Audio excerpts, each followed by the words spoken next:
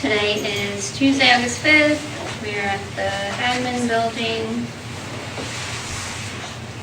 Please stand for the pledge. I pledge allegiance to the flag of the United States of America and to the republic for which it stands, one nation, under God, indivisible, with liberty and justice for all.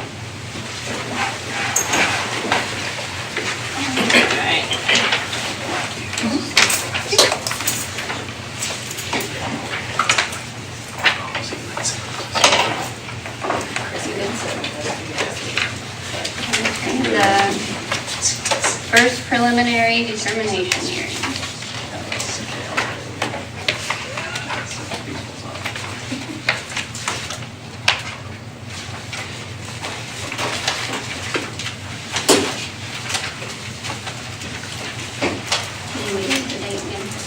Nope, you're good. You start right in there. All right, the next item on the agenda is for the board to hold a preliminary hearing on the proposed construction projects. If you're interested in speaking at the hearing, please make sure you have signed the sign-in sheet, which could include your name and address. After the presentation by administration and its advisors, there will be an opportunity for the public to make comments about the project. At the specific hearing, we will ask that each person limit their comments to 3 minutes and that the topic be limited to the proposed projects under consideration. The notice of the preliminary determination hearing was published as legally required. At this time, I will ask the superintendent, Mr. Duncan, and/or Ice Miller to explain the purpose of this hearing. Right, thank you, Sasha. So we are here to discuss the proposed project at Eastview Elementary School. And so we do have some friends here from both Ice Miller and Baker Tilly to help us through the process. And so thank you guys for being here. We do appreciate it. Do you have anything to say as far as the purpose of the meeting? Eric, anybody? You're welcome to go ahead. Statutory code sites that we're here please. seeking for. Thank you for the opportunity to be here, members of the board and administration. This is pursuant to Title 6 of the Indiana Code. Whenever a school corporation is undertaking a project of a certain size that we'll talk about here this evening, that school corporation is required to hold 2 public hearings where the presentation on the project and the benefits are made, as well as the potential tax impact, etc. So these public hearings and the future consideration of resolutions represent the very beginning of the legal process, and we just want to make a note that this is the first hearing. There is no board action required with respect to this project this evening. It's just to present on the scope of the project, the amortization of the bonds, etc., and to your public comment. So it's just for informational purposes, and there is no legal action required for this project this evening. Happy to entertain any questions you guys might have before we dig into the slideshow. Yeah. Guys have any questions at all? Okay. Thank you. All set? Yeah. So, I don't know who's up first as far as the actual slides are concerned. You want to go ahead there? Sorry, Sasha, I apologize. You go ahead. We will now hear from Superintendent Duncan about the process of determining and communicating the projects to the community and the need for the project. Yeah, so we can piggyback a little bit, Chris, on this as far as the need in the community, but several years ago, obviously, the board decided, I don't know, Chris can talk more about context there, to target Frazee Elementary School as the first elementary school to undergo renovation. Mr. Summers and I were just over there, Dr. Summers and I, just a few minutes ago, and it looks great. It looks really nice. We were able to welcome back kids this evening for an open house. It's the restrooms, the communal restrooms still aren't done, but we do have. It looks great. Yeah, we're in really good shape. So that was the first step. And then, do you want the clicker? Yes. You're welcome to take it. Thank you. Yeah, my pleasure. Take that off my hands. Chris, you want to give some more context as far as how we got to where we're at? Yes, let me first start by, to avoid the 465 problem, I got here way earlier. So I drove around to the buildings and I got to see the excitement in all of the schools, as they're going to back to school night. And then went over to fill my gas station across from Frazee, and seeing the faces of kids and families going in and leaving which told me, okay, they're either excited about school or they're getting a glimpse of what's to come. And that was the intent originally from the board 2 years ago to take this path, is that before you determine to do every school, let's start with one school. Let's start with the one that is in the middle of town and help see a vision, especially for staff, of what teaching and learning could look like with these adjustments, and also from the operating standpoint, and also from the sense of creating an environment that's going to adapt as the next 20 years and that school continues to welcome students like they did tonight. So it's kind of exciting to see that. And then I was telling Ms. Jacobs that I saw a grandmother talking to a family saying, if you are good the first week of school, I'm going to bring you a prize. And then the old principal in me thought, no, let's not start negotiating that. Let school start first. So very exciting. And as Superintendent Duncan mentioned, at the time, we went through this process. You should be able to scroll. There we go. Our foundation was to make sure that the buildings were operating functionally, as cost savings. We went through that long, extensive process of creating a rubric of what would be the right school, and then landed on Frazee. Now, as we move forward, bringing forward Eastview tonight as the next elementary school to have that similar scope that was accomplished at Frazee, but some additional components of educational programming that would be applied there. But the foundation of where we started, you can kind of see up here for Eastview Elementary, is continue that mission of providing a safe, quality learning environment, future forward programming, so give you some flexibility in the district from a capacity standpoint. You know, on our journey together, we were well versed in the amount of students each school could handle, population shifts, all of that within your district to know landing on the right spot for Frazee and then now Eastview. And then also maximizing student learning, protecting your facility assets, and then reducing that operating cost that we talked about, how to you know, really just pay the utilities for these buildings with more upgraded equipment. To meet the needs, providing this floor plan that gives you kind of a basis. It is color coded to give you an idea of anything that is a light purple would be something that would be a light refresh. And so that would be new ceilings, that would be addressing casework, that would be flooring, lighting, all those factors in those spaces. In addition to that, the similar restrooms that I can't wait, there almost just needs to be a ribbon cutting just for the restrooms alone at Frazee. That same template that was accomplished there will be accomplished at Eastview as well in this project. And then through months of planning, landing on the right spot to do an addition to this building, and from a cost-effective solution, but also to fit the needs of the programming, not just for Eastview, but for the district. As I was walking in and having a conversation with Darryl about some of the enrollment shifting and things like that, and I called it a puzzle that he solves with his busing every year, which is masterful. This is a building that is out of space. Clearly, when you visit that building, every square inch is being used for some type of, not just like storage, I'm talking educational programming happening in every nook and cranny in that building. And so not only does this addition for additional life skills program help the building by moving to a space that will meet the needs of those students, it also creates some space within the building for future growth as a possibility.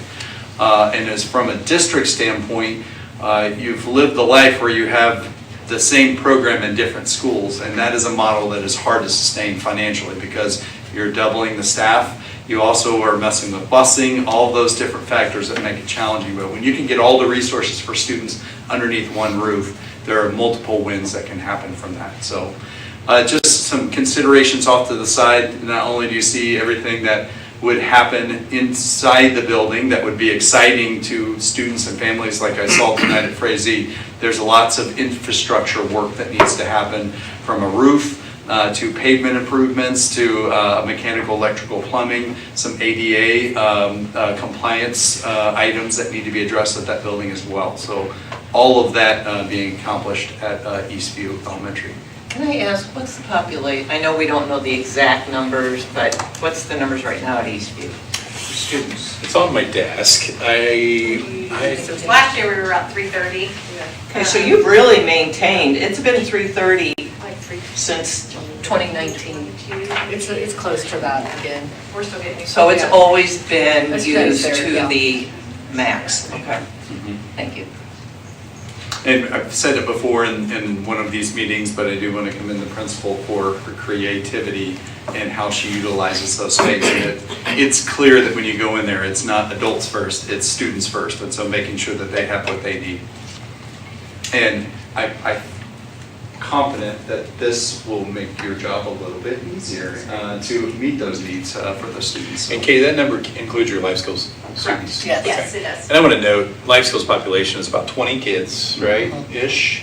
But those 20 kids take up 3 classroom spaces, right? So, typically, you do have 20 to 25 kids in any classroom, right? So you're taking up 2 additional classrooms, right? So I just want to make sure that context, while the capacity might be, whatever it is, 300 and, I don't know, 30 something, we're using 3 classrooms to serve 20 children, which is okay, which is great, like those kids need that Yeah, service, right. but I'm just saying, from a contextual perspective, I think it's important to note that.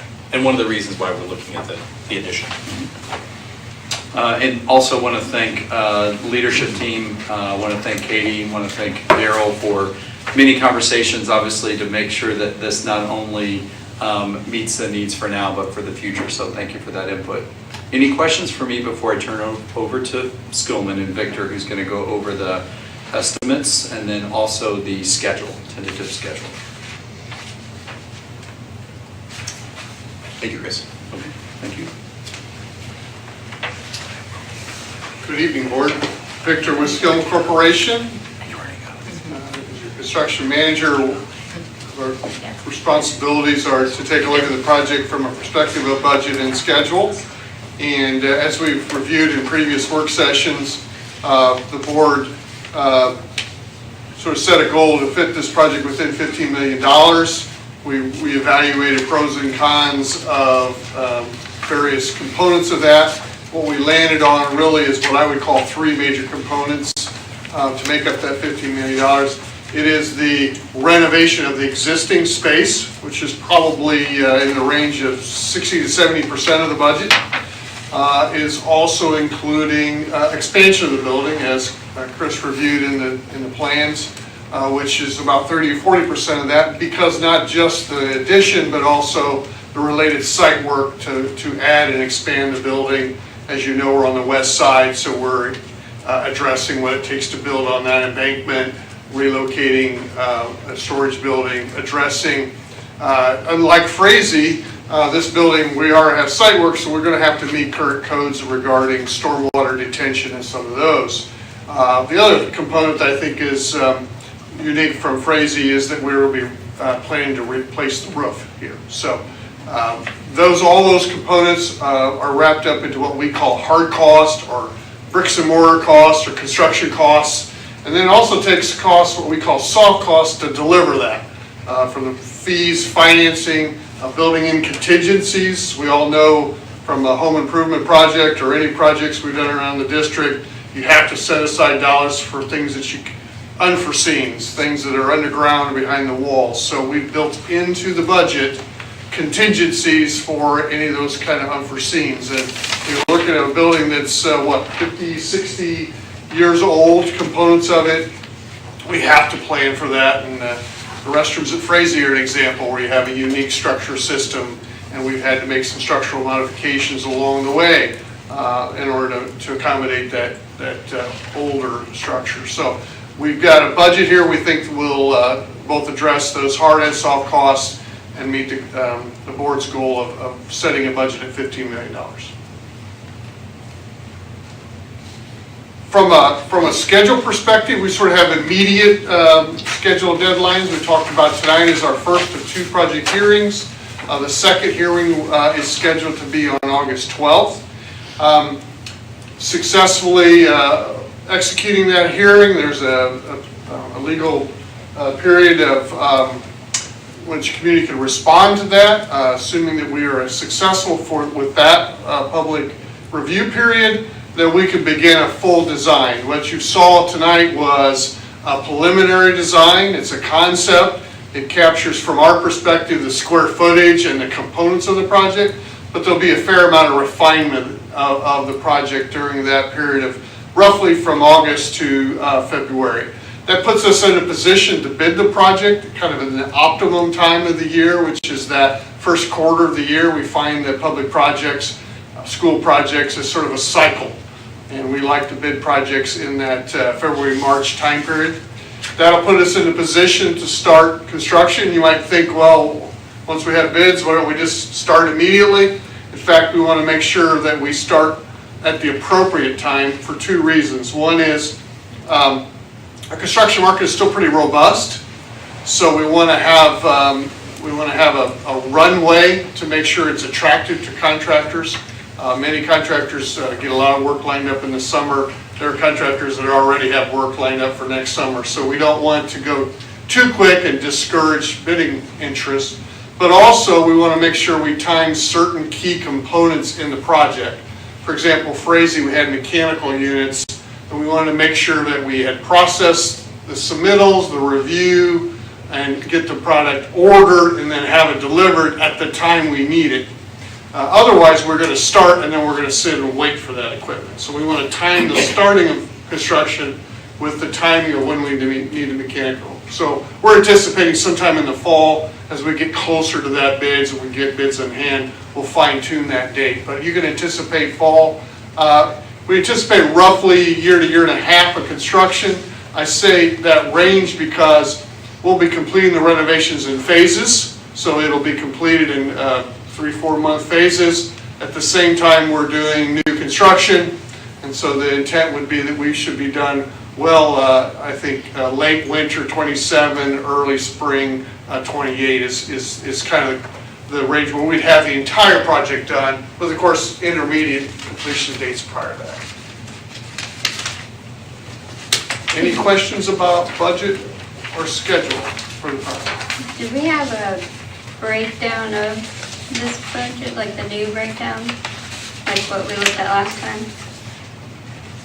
Yeah, I do not have that for presentations tonight, but if the board wants to refer back to the previous work session, I believe that we listed, I'm going by memory, about 6.6 million for renovations. We had the 726 for re-roofing. yes, ma'am. Parking, we reminded. We did not include the parking lots, but we did include the new addition, which I believe was 3.6 million. Is that about right?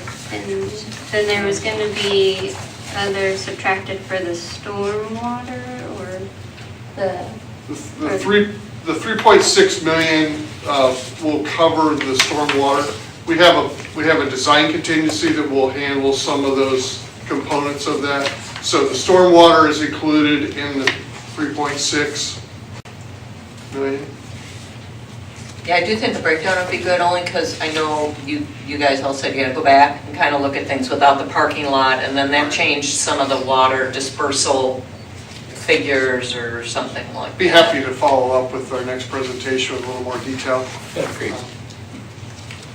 But we take a look at it and we're very confident with it. I know it was All the higher components. because when we talked about it, Yeah, Jeremy asked if you guys thought with the changes, it could come under 15 million. we were, I want to say in about 16 and a half. Yeah. And we took the parking lot out and that got us to roughly 15 Yeah. million, in round numbers. So be happy to provide that detail. We did have the discussion, do we really want to spend $1.5 million on the parking lot? Yeah, for sure. And you're pretty confident, though, Victor, that $15 million threshold is going to get us, obviously going in bid is a different animal, I understand that. But as designed, as anticipated, the scope of the project can fit within that $15 million We think so. as it's presented. But with that said, one of the things we talked about the last meeting a little bit was the fact that, if you don't do the addition to the building, right, we can set that project threshold tonight at $15 million, and we still have the opportunity as we move forward, and then maybe this is a question as we get into financing a little bit, to make that adjustment up to a certain date, right? This is just giving us the ability to go essentially chase after that $15 million threshold. Sorry, we'll talk more about that in a minute, I know, but that number is a comfortable number for you, Victor, in terms of the project scope.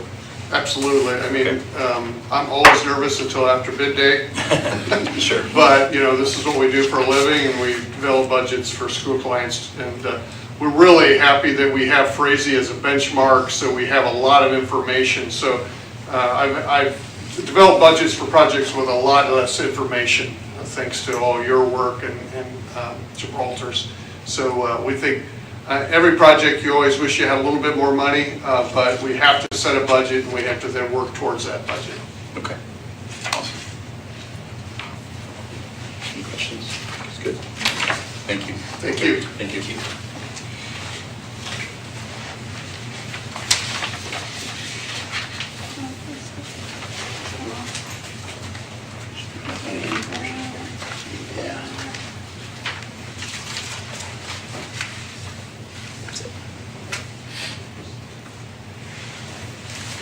We'll now hear from Superintendent Duncan about how the proposed projects will be financed and information about the effect and typical property taxpayer. Yeah, so I'm gonna keep my part brief and let the real experts do the job in terms of how this will be financed. We all know that we have the debt falling off our books in terms of the middle school project. It gives us a unique opportunity to take on some new debt and hopefully be a tax neutral project for our people. And so how we lay that out and how we put that data across a period of years is really the deciding factor tonight. We will see a picture of what that could look like as we stretch that debt out. And that's what these guys will do for us. They're much better at it than I am. So I'm going to go ahead and take the floor. It's yours. Right. Thank you. Yeah, you're welcome. Good evening, everyone. I'm Jeff Hammond with Baker Tilly. I've also got Lacey Vachon with me. I believe we were here in March, if that sounds right, for a work session. So we serve the school corporation as your municipal advisor. So help you through the bond issuance process and also with some budgeting and things of that nature. So the purpose of my slides I'll talk through this evening are associated with the project hearings. So this is the first of 2 project hearings. As Mr. Long mentioned, there won't be any resolutions tonight, but at the next project hearing there will be a resolution, and some of the parameters that I will discuss tonight will populate those resolutions. So I want to, before I jump in, I'll say that these numbers that I will present from the financing side of things are intentionally conservative, meaning we've added some cushion to those. At this point in the project planning process, you want to allow yourself some cushion if interest rates were to move between the time you hold the hearings and get approval for the projects to when you issue the bonds. So just note, and I'm sure I'll reiterate when we get to the slide, but the numbers that I'll present today are not to exceeds, they're maximum numbers. We anticipate when the bonds, if the board decides to move forward, when the bonds would be sold, that the numbers would likely come in under what we're going to show you this evening.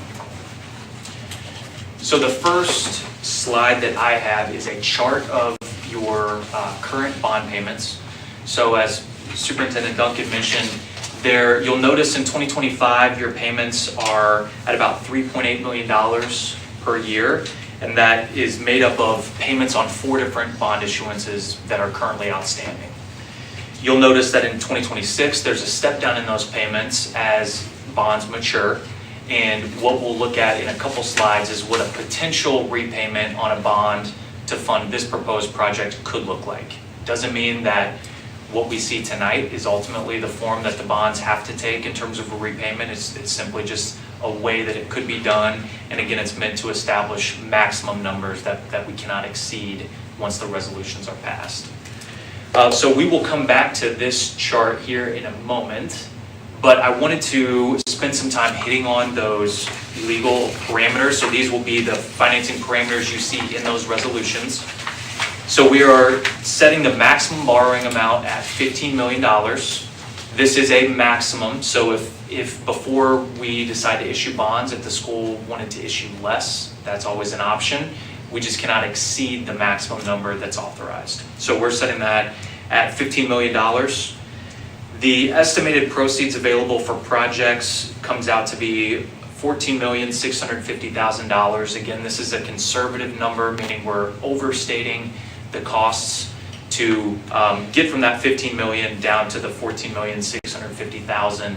The reason there's a difference at all is because anytime that you issue bonds, there are costs associated with doing that. The school corporation will get a bond rating.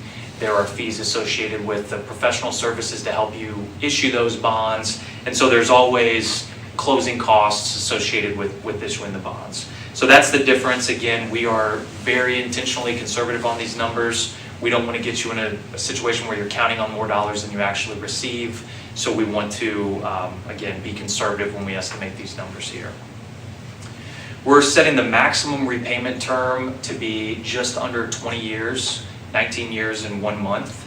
Again, we could always shorten that and have it be less. We just cannot exceed 20 years for the repayment on the bonds. The estimated interest expense, it's a number you'll see in the resolution. We are conservatively estimating that to be $9,694,255. We've amortized the current structure on 5.5% interest rates. For reference, the current market is down about 4.25, 4.3%, so you can see where that cushion is built in here. So again, when the bonds are, if the bonds are issued, I would expect those to be less, but we don't have a crystal ball and don't know exactly what could happen between now and then. The estimated maximum annual lease rental payment, we're establishing that at $2,650,000. And the estimated tax rate associated with that maximum annual payment is 23.52 cents. So that would be the maximum tax rate associated with this project. However, the next line down is the estimated increase over the 2025 debt service tax rate for the school corporation, and we're anticipating that there would be no increase over where the rate is today. I will note that's based on when it comes to the tax rate, the net assessed value of the school corporation comes into play pretty heavily, and that's outside of our control. So we anticipate that it will be zero. However, if the net assessed value were to drop drastically, there could be a slight increase in the tax rate. But the next parameter here is again within your control, and this helps me feel a lot better about the zero tax rate increase, and that's we're projecting that your tax levy will not increase over where it is today in 25. So the levy is what ultimately determines your rate, and we're targeting a levy that would be in line with this year's in 2025. So even if the rate were to go up, your payment, so to speak, or what you're levying for tax dollars would be the same as what you're doing this year. There are also... Jeff, can I just really quickly? Yes. I'm so sorry, I apologize. So just so the board knows that Jeff, and I don't know if you're coming back in the month of September, or if it's just Brock, or... Yeah, well, I may be here, we'll work that out, but one of us will. But we do have these guys scheduled to be back with us to talk through a little bit about what that means when you look at Senate Bill 1, the changes that are coming from property tax, how we maintain our operations funding, right, and how those two things work together. This, I don't want to say is independent of that conversation. In some sense it is, because you're essentially putting yourself in the same position after you take out that bond as you were before, right? Anything that comes after would be supplement to that. But I think those two conversations obviously are very, very related, and I want to make sure you guys are well informed of what that means. And so they will be back in the month of September, I believe, is what we talked about, to talk that through. So, sorry. Yes, much more to come in September. Yes. The last two parameters that we'll see in this chart are, again, anytime there's a controlled project and we have to have two project hearings, these are percentages that are required to be shared, and they're in the resolutions as well. They may not mean a lot when you just look at these, so I will explain what they mean. The first one is a ratio of your current and proposed debt service payments as it relates to your net assessed value in 2025. So this looks at existing bond payments, any proposed bond payments associated with this project, divided by your current net assessed value. And that is 0.35%. And then the second ratio is the total overlapping debt as a percentage of NAV. So this takes into account the principal outstanding on all the school corporation's existing bonds, plus these proposed bonds, plus overlapping debt that the city, the county may have as well, and then divides that dollar amount by the net assessed value. And that percentage is 3.59%. So again, ratios that are required in those parameters, they are kind of interesting to interpret, but those I wanted to share with you for your awareness. But those include shared costs with, or shared expenses with the city, like you were saying, any debt they've got at all? That second one absolutely does, yes. It's not just the school corporations, it's any overlapping taxing district that has bonds outstanding. What would you say about the, either the 0.35% or the current debt service fund tax rate that we have, which is 0.2352? For the 0.35, is that high for a school corporation? Is that average? I mean, are you in a position to say that for? I don't have all the data in front of me, but I would say from my experience, that is low. The 0.35% would be a low number. The school corporation has relatively low annual debt service payments and a relatively high net assessed value, so I would say that ratio is on the low side. Okay. I just know the state, one of the reasons that we heard that the legislature made some of the changes they made is they felt schools' debt service rates were too high for schools. And so I just wondered where we sat. But Yeah, and again, don't have it all the data in front of me, but your debt service tax rate in 2025 was 32.27 cents. I believe the average tax rate was around 40 in debt service. And your total tax rate, which includes both the debt service and the operations fund, at $7.3. The state average is about $5. So you're right in line with the state average for a school corporation in terms of your total tax rate. okay, thank you. Great questions. Okay, so I have one main additional slide here and then one other that I'll briefly share with you, but more for your reference as you're looking at this, maybe in your personal time. But this chart here in the kind of, it looks a little yellow on this screen here, but the greenish yellow color, that represents your current bond payments, so what we saw a few slides ago. The blue color, again, represents a proposed repayment structure of a $15 million bond. So this is structured in a way that we would call level, meaning that each annual payment is approximately the same. The ultimate structure that the bonds take does not have to resemble this as long as it's within the maximums that are in the resolutions. So we have some creative flexibility with how to ultimately structure these bonds.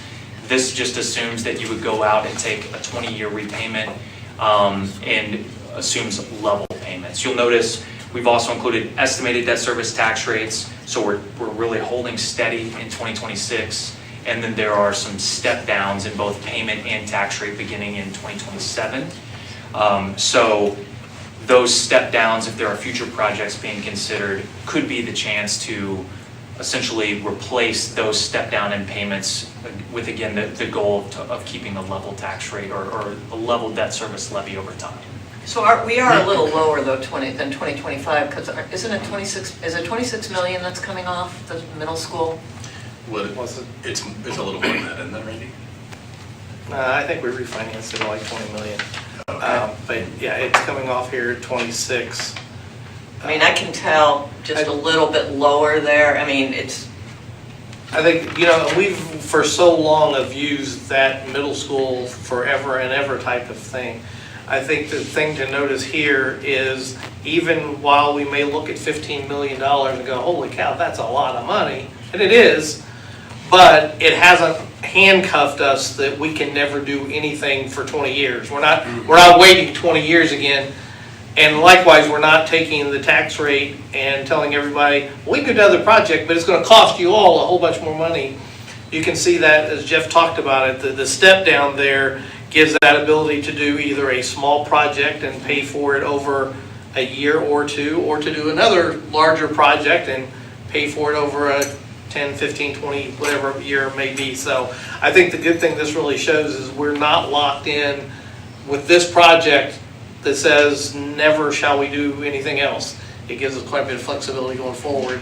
And if you look at those, we've got stuff coming on, going off, and that give and take that we have with it now. And Jeff, thank you, Randy. To your point a minute ago, it doesn't necessarily have to be structured in this way, because what I'm seeing here in this picture, and tell me if I'm wrong, is that we have borrowing capacity in 26, and then again in 27, and then again in 28, correct? Correct. But we could spread that out a little bit differently, where that opportunity to do what we're doing right now is every 2 years, right? Or every Yes. 3 years. And I would be somewhat interested to know, and maybe you don't know this off the top of your head, if we step into a $15 million bond, which is illustrated here, like what does that borrowing capacity look like? It's hard to tell with this picture, like what in 27, if we were to say, we're gonna do the 15, what is our bonding capacity in 27? What is it in 28? And then moving forward. Because from a planning perspective, Eastview will get us 2/5 of the way through elementary renovations if we choose to do all 5, right? Obviously we have a newer building in Everton. That probably doesn't have as big of needs, but I know Mr. Harris has said many times that, and Darrell as well, that understand our elementary buildings are not the only buildings that have needs, right? So we have to be careful of that too. Does that kind of make sense, Jeff? Absolutely. Can you talk that through a little bit as far as what that looks like for us? Yeah, so these bars that we're looking at here, keep in mind, they're amortized at 5.5%. So it's higher interest rates. So we would expect to see lower payments when the bonds are actually issued. We did run a very kind of quick calculation to see what the capacity looks like if we targeted your payments and tax rates staying the same with another issue after this one. We also used 5.5% rates on those to give you a very conservative estimate, but we were in the $15.8 million range, assuming that's all issued at one time. If that were to be split into smaller issuances, you essentially recoup a lot of capacity on the back end. So 2045, 2046, those years where there currently aren't any payments, you're going to get a lot of payment capacity in those later years. So that's a very rough number. Certainly after, if the board moves forward and these bonds are issued, we can update these numbers with the actual payments and give you a much more accurate number for that. But ballpark, that's kind of what we assumed if a bond were to be issued next year, all in capacity. Okay. Are all lending instruments at the same rate? Like we have common school loans, we have geo bonds. What, are they different in terms of what percent we're paying? And I know with the geo bonds now we're limited every 2 years. I don't know what the deal is with common school loans, how often you can use those, or what do you know about that? Yeah, common school fund loans are a little different, and they're also quite a bit more restrictive. So those interest rates are, I would say, different from the other bonds on these schedules. A GEO bond versus a first mortgage bond, basically no difference in the interest rate, but it is very dependent on the current market. So bonds issued last year could have a completely different interest rate than bonds issued this year. It's really subject to the whims, really on a daily basis of when those bonds are sold. But I can tell you that we are seeing about 2.3 or 4.3% over a 20-year period in today's market. That may go down. There's a lot of talk about potential rate cuts at the Federal Reserve, so that number could go down. I wish I had a crystal ball to tell you exactly, but I would say within the 4 to 5% range is very in line with what we're seeing and what we have seen the past few years.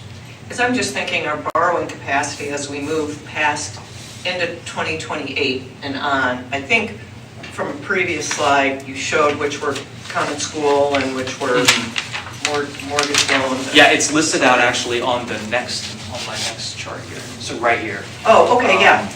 And so I yeah. just wondered then if once we reach 2028, we won't have any common school loans. I mean, is that an option for us again? I mean, those are some pretty big numbers there. I don't know, they're not that big, but are they for smaller projects than the common school loans? I don't know what the max is on a common school loan. Do you know, either of you, Randy or Jeremy, do you know? We've used them, I don't know, how much have honestly. we used them for in the Well, past? I don't know. Because we've used the common school. We use the common school loan with the field house. With the field house, yeah. It depends really on and I'm looking at maybe at Eric, I think there's some legal parameters there that are set that you can't just get a common school loan for $15 million. So it's based on our percentages, and I'm seeing a little bit of that, Eric would be maybe a better one to answer the legalities, obviously. Yeah, not to go too far down the rabbit hole of the common school fund loan, but it's an entirely different process than what we're talking about this evening, because it's not considered a bond or an obligation in the sense of what we're talking about here as far as going out to the public marketplace. Common school fund loan is a program set up through the state of Indiana, and it has, I believe, two main categories for facilities and for technology. The state, so to help answer the question about the interest rates, that's really governed by the state as far as the common school fund loan program. And the amounts that you're allowed to borrow, first of all, the capacity to be able to borrow in the first place is dependent upon your particular school corporation's circumstances and statistics. So there are certain school corporations who are even excluded from being able to borrow under that program. Fayette County has had the ability to do so in recent history. The amounts that you're allowed to borrow are also based upon state parameters. And again, to highlight, don't know the exact figure right here, right now, but certainly it's fair to say that a $15 million common school loan would not be available. They're typically much smaller amounts. Again, short repayments for either facilities and or technology. It's a whole particularized process that runs through the state. I just wondered how that impacted our borrowing capacity going forward. And we can still replace those, so those payments coming off in '27, we could replace those with a bond payment. It doesn't have to be replaced with a common school fund loan. We could just simply replace it with a bond payment. Right, we'll just have that capacity again. Thank you.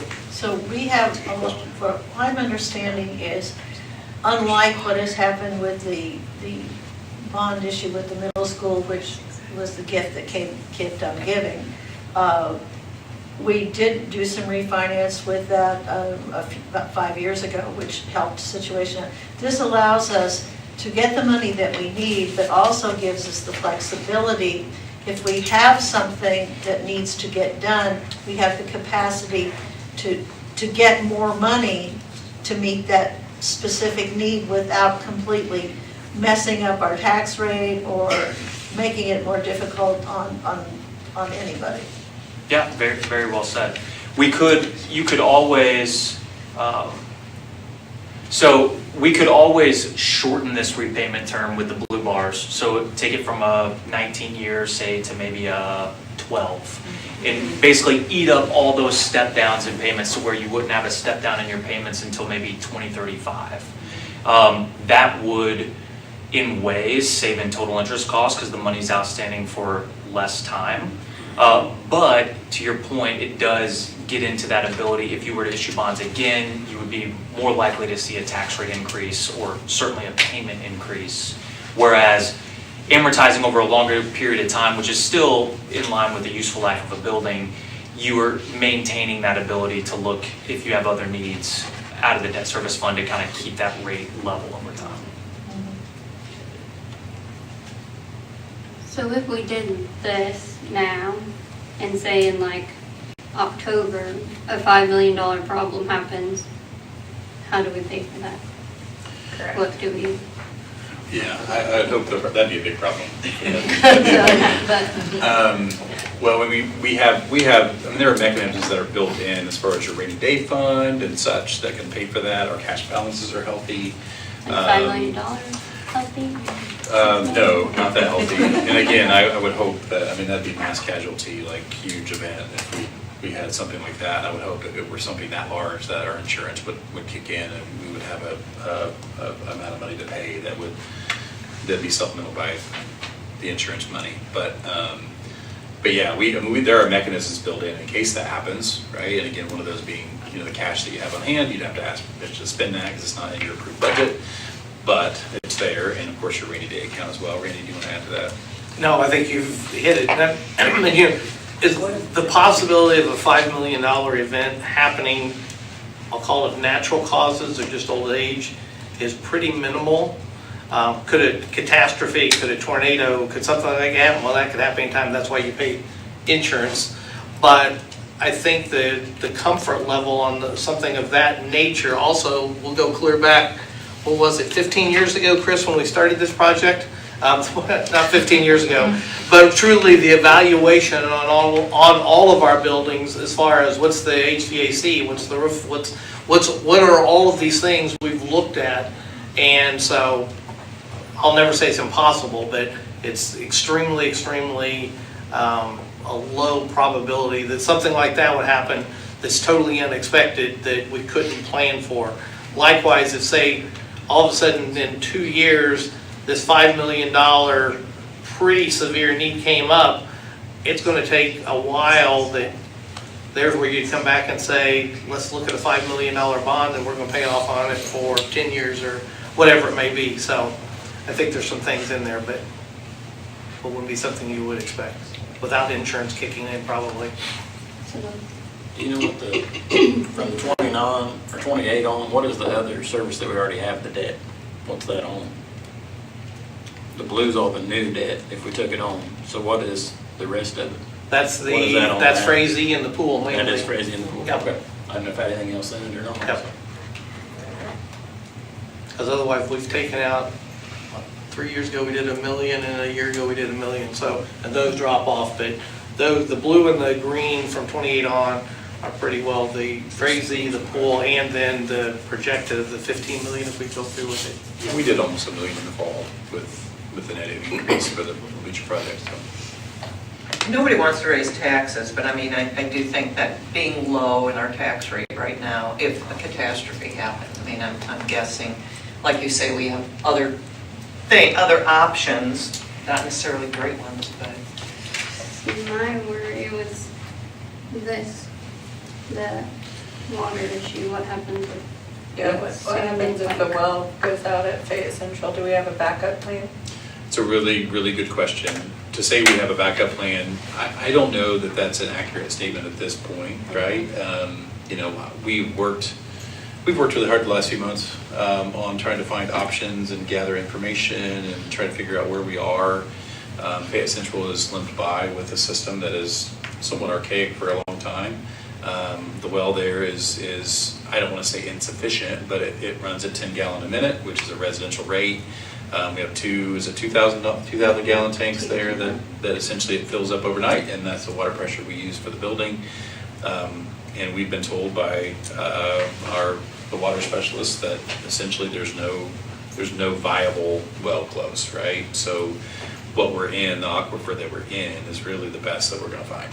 And so yeah, you're right when you say if we would someday wake up and the well would run dry or what have you, would we be in trouble? Absolutely.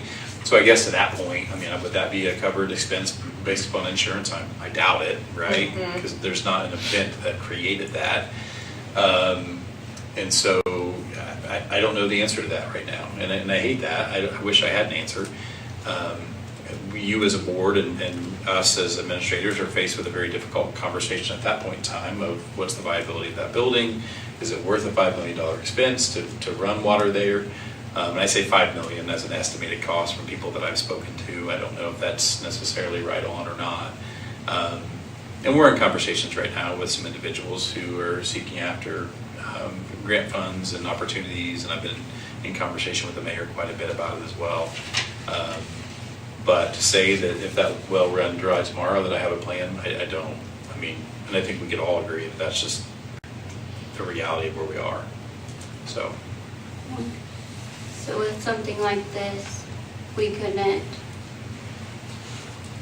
if it was able to be decreased to like 10 million for that, and then could you do a separate one for like 5 million, or is there a way to do a separate, right? Do you lump it all into one? It For would- one it would- payment, what would be well, better? It just on the depends, interest and that'd be a rates? question for these guys. But essentially, it's what you did with the Frazee project and the pool project, right? They were two $6.1 million projects, and that's because you kept them below that control project threshold. This project, as it stands, will be open to that middle of the road process, if you remember, which is the petition remonstrance process. Could you get them both below? Probably not. I mean, I think that threshold right now is like $6.5 million, I believe, Eric, yeah. 6.6. Which, 6.6-ish, something like that. And so But yes, you could, essentially, this could be a control project that you do at Eastview. Please kick me or throw something at me if I'm wrong. And that could be just a normal bonding control project, right? Because it would be under that number if it were the $5 million that you anticipate. Absolutely, that's certainly a possibility.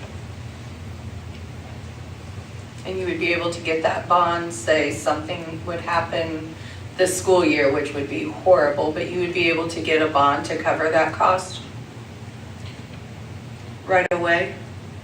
It would need to go through an approval process similar to these project hearings. So there would be steps that would need to occur before the bonds could be issued, but yeah, you could go through approvals and then issue bonds. There are steps that have to occur. Eric can speak to this better than me, but. I was waiting for the invitation to Yeah. come back up here. Come on up here. Eric, can I Okay. ask one question with that, Yes. before you get started on that? And I would also like to know, if you decide upon a repayment structure, right, could that potentially be refinanced, if you will, to lessen the tax impact, right? If you have to go back and get another $5 million bond quickly. Does that make sense? Yes, I think we can address all these questions. So, Okay.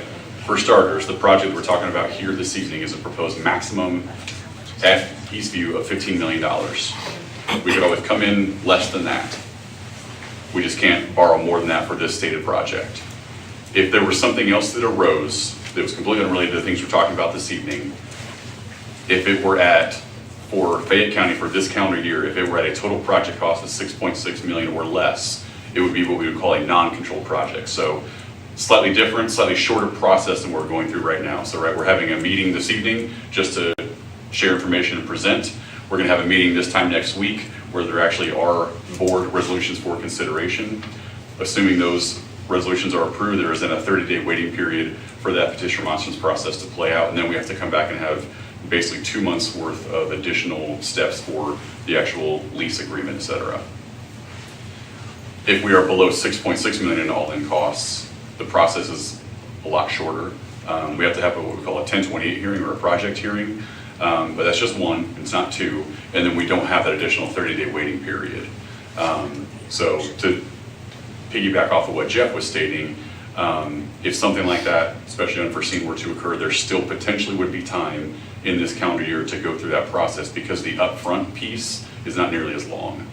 I will say though, the DLGF preference, strong preference, is to have all bonds sold by all local governmental entities by December 1, because they need final bond amortization information to get inputted to them at the state level so they can turn budgets around for all local governments. Sure. So we're nearing the point in the year where we need to start process for projects even below that $6.6 million mark, maybe another month before we need to start that process.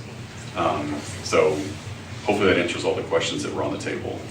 So there's not a mechanism to get that money super quickly at that threshold, I'm hearing. Correct, It's correct. gonna We take still a have to little go bit of time. through, right, still have to go through similar process to what we did in 2023, where we have, at the very least, a project hearing and then come back to either have hearings on a lease agreement, or if there's geo capacity, which I don't know if we have that at our fingertips this evening, potentially looking at a geo bond for something, which frankly is a lot of what our school clients use as a mechanism for more emergency type things. It's a little bit simpler and straightforward in the legal process. There's no involvement of a building corporation, no involvement of a lease agreement, so the process is a little bit simpler and quicker. But there's a cap based upon your individual assessed valuation as to how much general obligation debt you can issue or have outstanding at any given time. Which I don't think I have handy, but. We could look that up pretty Yeah. quickly. Let me throw out another crazy option, and this one, just as he said before, if I'm out of line, either poke or kick Jeremy, not me. That's okay. But if there were a really, all of us kind of think in terms of, I put this in terms of a home mortgage a little bit. That's something we can all probably relate to a little more. But if a real emergency came up, we think in terms of a home mortgage of, I'm borrowing money for a house, I go to the bank, I file the forms, I do it, and a month later, 2 months later, whatever, I start paying a monthly mortgage for 30 years. the flexibility in these things, realize, maybe I think of it in terms of we are buying money. We're paying a certain amount of money each month to buy $15 million in the long term. And the interest rates are based on the ability of the school corporation to pay, all of those kind of things. If it were a major emergency, though, bond payments could be restructured, or could be structured from the standpoint, maybe we borrow $5 million today and we don't start payments for a year or two down the line when we get that step down capacity. Now, instead of 5.25% being flexible, maybe somebody says, well, I'll give you that money, but now I want 5.5% or something or another like that, that it may cost us a little bit more to buy the money, but we could delay those. Is that just muddy the waters, or is that also give another option? No, I don't think so. I think to some extent that's true. The traditional bond investor wants to see, at the very least, interest payments within the first 12 months. So you would have to be paying interest only at least, even if you were not repaying the principal. So again, there would be that added cost of making interest only payments just to appease the bond marketplace, if you will. Yeah, and I would add that absolute worst case, we could capitalize interest, so you basically use bond proceeds to make interest payments and there's no levy needed. There's also bond anticipation notes. I mean, there are things out there if the unforeseen happens to help with some of those situations, yes. So I'm just trying to wrap my head. So should you add a project like that to one bond so you're not paying two different interest rates? I don't know that that's going to Or no? impact much. I mean, the interest rate that you receive on the bond is going to be dependent on, to Randy's point, kind of the school's creditworthiness and the market at the time. There wouldn't be a differentiation between one project and another in terms of the interest rate. Does that get close to what you're asking?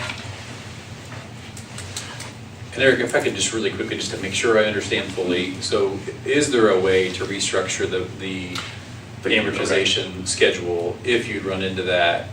Is that? I failed to address that before. And you're okay, I just want to make sure I understand that. How do I go backwards on here? Scroll. There we go. Okay. Yeah, there we go. So the question on the table, it sounds like it's about refinancing or restructuring. What Jeff and his team are showing on this slide is going out 20 years. Up until the time we actually sell the bonds, there is a flexibility to shorten that up, kind of picture like an accordion. So the blue bars would shrink up and potentially get larger if you wanted to shrink up the payments. Once that bond structure is locked in, I will say it is fairly rare to see a refinancing or any type of restructuring of those payments because they're fairly locked in once we have the bond sale. Sure. We typically only see a refinancing, and actually state law only allows us to refinance in order to achieve a savings, which basically is a saving the interest rate. So Sure. it would have to be a situation where we sold the bonds at 5% and then found that the market conditions were that we could refinance at 4.5% that would bring those down. Got it. Does that make sense? Yeah, absolutely, thank you, that's helpful. I'll say, for both for the longer term board members and the newer ones, actually, we talk about the bond at the middle school going on forever. We pulled money out of that 4 or 5 years ago and got like $400,000, and that money we used to build the library at Everton. Yeah. So it wasn't a restructure, but it was a way of Well, Capturing those lower capturing debt some of- service payments. yes. Yeah, and how that debt 25 years ago was structured and the interest rates that we paid when we had a previous finance person, when she came in, she took a good look at that, and I remember I had just come on the board at the time, and she says, this is what we're paying on this doesn't look right to me, this is what we can do now, and there were considerable savings as far as that concerned. So we have the flexibility. Randy, you mentioned the rainy day fund. We've used that on occasion, as I recall, since I've been on the board. How much money do we have in there, and typically what do we use? use that for? I'm just- The answer is, it's in the fund report every month, it's just short of $1 million. Okay. We have not done really, we haven't added to the rainy day fund, we've deleted for a couple little, I Little want to say things, little okay. $1,000, $2,000, but Okay. essentially that rainy day fund right now is just sitting there. Our real cash reserves are sitting in our cash balances Okay. of the education fund, the debt service Okay, fund. because we just hadn't used that for a very, very long time, and I was curious about that. I think we used it a few years ago because we had to put a new floor in the Spartan Bowl. I think we used some rainy day funds. Well, part of the rainy day fund, I want to say $2 or $3 million of the rainy day fund helped finance the field house. Yeah, okay. So that was partly bond, partly rainy day fund. It was a combination of monies. I do want to say, I think it's a really wise question to ask, Erica. I think it's really smart to ask that. And, the reality of it is, none of us know how long that water source is going to last, right? Like, that's the reality of it. Nothing has happened Right, that's created. right. I was just trying to be proactive. Yeah, absolutely. I just want not the public to know, reactive. like, there's nothing that's happened that's Top created person, any yeah. worry more now than there was 2 years ago, or 5 years ago, or a decade ago. Right. That concern's been there for a long time, right? That water source has not been what we'd like it to be for quite some time. Daryl, would you say that's true? I mean, the only thing we've had recently has been our well pump is, in our work of inspections and trying to figure out rates and things like that, the well pump is in bad shape. So has that been replaced yet? I know it's happening. Yeah. Okay, so it's already been replaced? And replaced a cap, some type of cap on the well as well. So all of that's been done. But other than that, I just want the public to know, like, there's nothing's happened that's changed anything. At this point, that well could continue to produce water for another 2 decades, right? Like, we don't know. We literally don't know. There's really no way to know.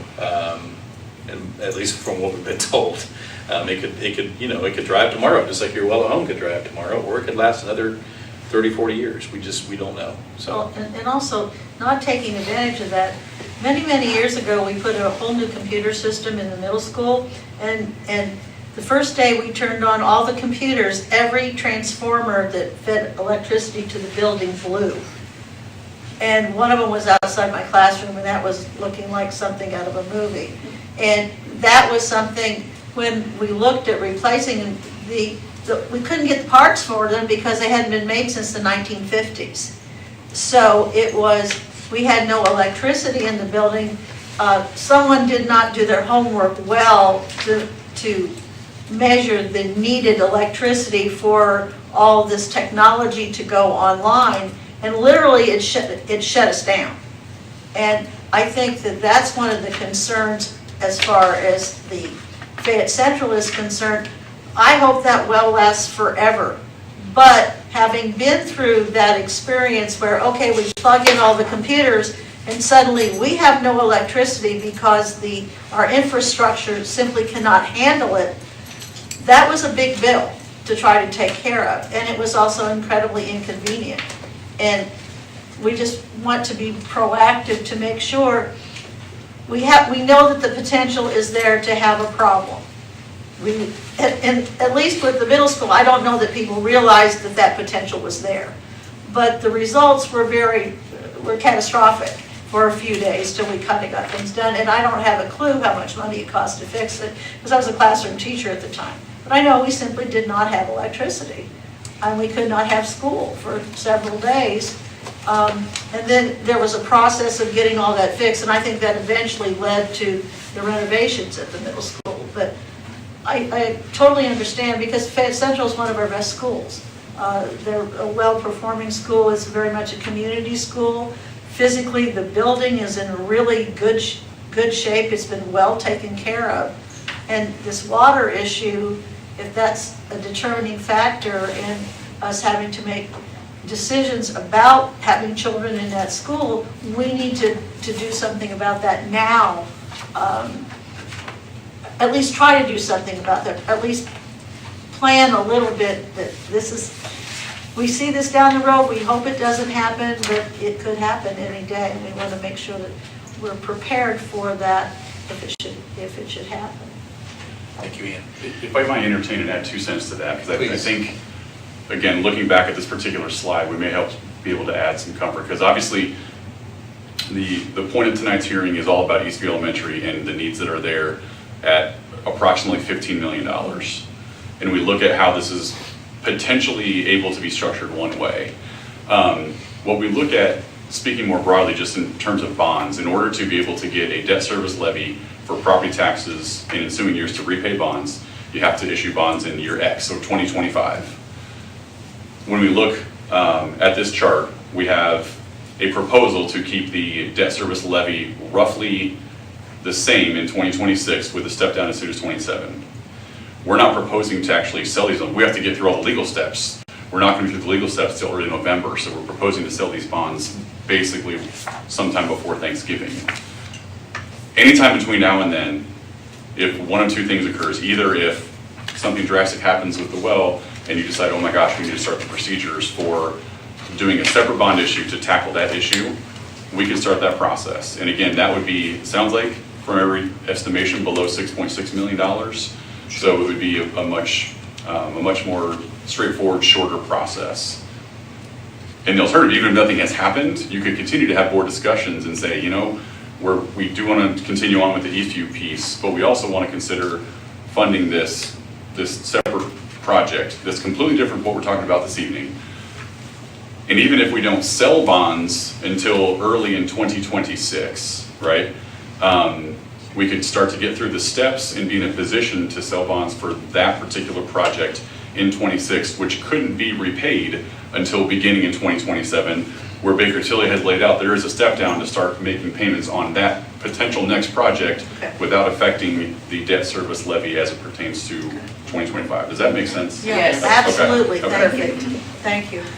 So that is to say, that's a long way of saying, either something happens or even something doesn't, and this board decides you want to err on the side of caution and start taking steps towards authorizing that kind of a project, we could certainly do that. And you're in a position, because of where you are financially and where you have been in recent years, that you could potentially do that and still be within the confines of your current debt service levy. And then does that push off, that just pushes it off like a year or something, the drop off, or is it could be a couple of years, I guess? It could be a couple of years. I mean, I'll obviously I don't want to step on Jeff's toes, but with a smaller overall repayment, you still have 20 years. It's a maximum in Indiana to repay over the course of 20 years, any bond issue. So it could just be something that gets tacked on top, or you can repay it more quickly. I don't know if you have any thoughts on that. No, I think you pretty much hit it. Yeah, we've got flexibility with how we could repay those as well, so. I think, yes, that's the flexibility. Okay. Yeah, thank you. Any other questions for either Jeff or Eric or their team? So is there, I just have one question. If the board says tonight we're okay approving that maximum project threshold of $15 million, we're going to move on. We have a second preliminary determination hearing next Tuesday. And then at some point in time, we decide we want to remove the new addition. And so we want this to be a $10 million project. What, is there a drop dead date that decision has to be made prior to closing? I would simply say we would want to know that by the time that the bonds would go out to market, which would be a couple weeks before the sale. But really, any time between when you have the approval up until the time that we kind of finalize that official statement document and send it out, you could always adjust the borrowing amount. Okay.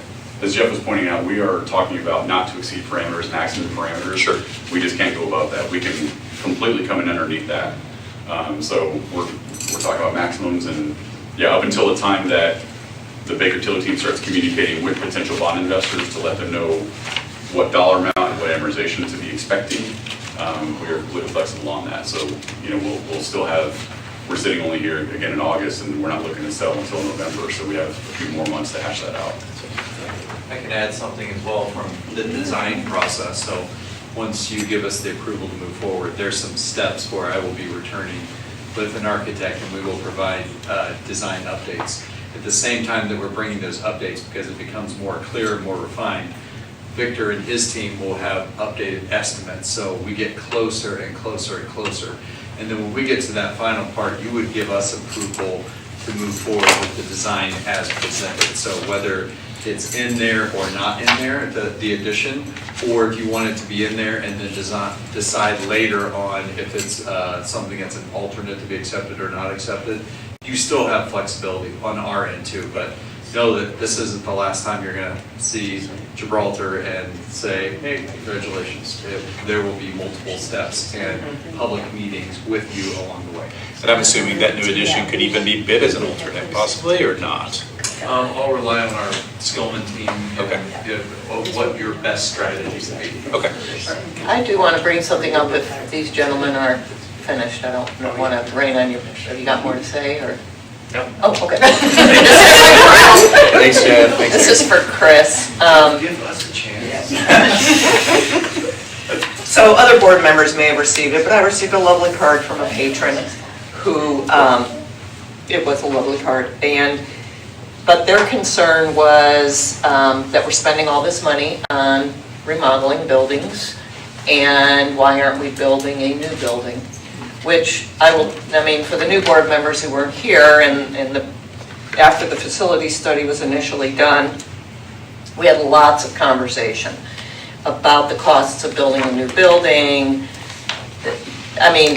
Nobody wants to talk about school closures. Nobody wants to talk about empty school buildings. I think the state's been a little more lenient with what you can do with them, but it used to be charter schools could buy them for $1. I don't know if that's still the case, but, and so I wanted to bring it up to you, Chris, for this patron or other patrons who might be thinking the same thing. What is the cost of building a brand new building?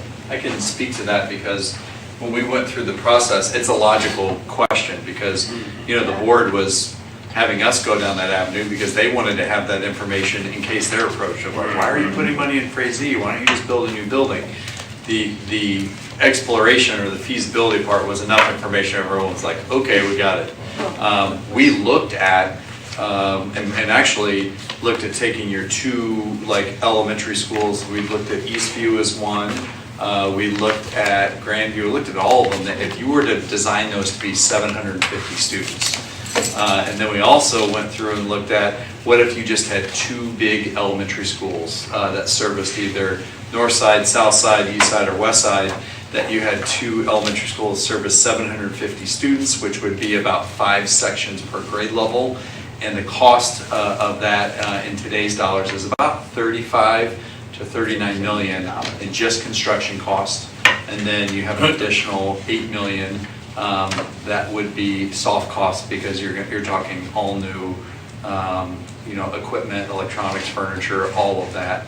It's not a renovation, it's a full-blown. And that was enough information at that point. We did share it in public meetings that it was something that, okay, let's start with Frazee and then start building a long-term plan. And your district has done a fantastic job because obviously we all work in different parts of the state of Indiana. And your threshold of what you borrow and how you manage your tax rate is better than most across the state of Indiana. So you've made very good decisions to be conservative, but also be flexible because of those things that may, I appreciate Baker Tilly's approach to this too, because they're not creating dead ends for you. They're creating these steps that will allow you flexibility or the next board to make a decision in 5 years from now. So you know that when you sleep tonight, you have made some really good decisions for the taxpayers. Well, and I wanted to bring that up because I think you've always presented the classroom approach, and some of your colleagues have presented, the construction or the building design. And I remember we talked about the benefits of having one building or two elementary buildings where all teachers can be together. We went through a long discussion about the pros and cons of having, and I think we talked about adding on to one of our existing buildings in order to make that a 750 student building. I just wanted to bring that up because I'm sure this patron isn't the only one who's wondering about that, and here we are looking at 15 million and we've just spent 2 $6 million projects, although one wasn't on an elementary building. So if we leave that one out, we're already at 21 million. So I'm just saying it. I'm not saying I'm in favor of a new one. I'm just saying that is out there and we need to be aware of that for the public's sake. Well, I remember those discussions and a 750 student elementary school building, from a teacher's point of view, that's too many little kids in one space. We simply did not have the space in any of our current sites to handle that kind of expansion. And Daryl brought up the transportation issues involved with that, because we have such a large county and transporting all those kids. It was going to be financially and logistically a Pandora's box that we did not care to open on so many levels, because that did come up. And it was like, it really was scary, but I understand where the patrons are coming from. That would seem to solve a lot of problems, but it really doesn't on so many levels, as far as providing the best educational environment for the kids, transportation. Where do we put it? We don't have enough space on any of our current sites to do that. We would have to start from scratch with another site. Where do we put them? We just really dismissed that when we heard it was going to be between $35 and $40 million. We just said, it was like the exploding head, so we said, no, we can't do that. Yep, glad you brought that Yeah, I just question want to up make because- sure, because I never know what the public is thinking. and- Well, this is from an old guy that doesn't have much longer. But it bothers me when somebody anonymously says that. This, folks, is an open, public meeting. Everybody in Fayette County is welcome to attend next week also to make their comments. Hey, I agree with you, board, you're doing a great job, or I totally disagree with you. And instead of dealing with this anonymously, that is why our government has been set up. There's my government teacher coming back at me. As an open, public board meeting. Anybody can show up and express their opinions. And I think they should do it here if they have those strong opinions, instead of doing it anonymously.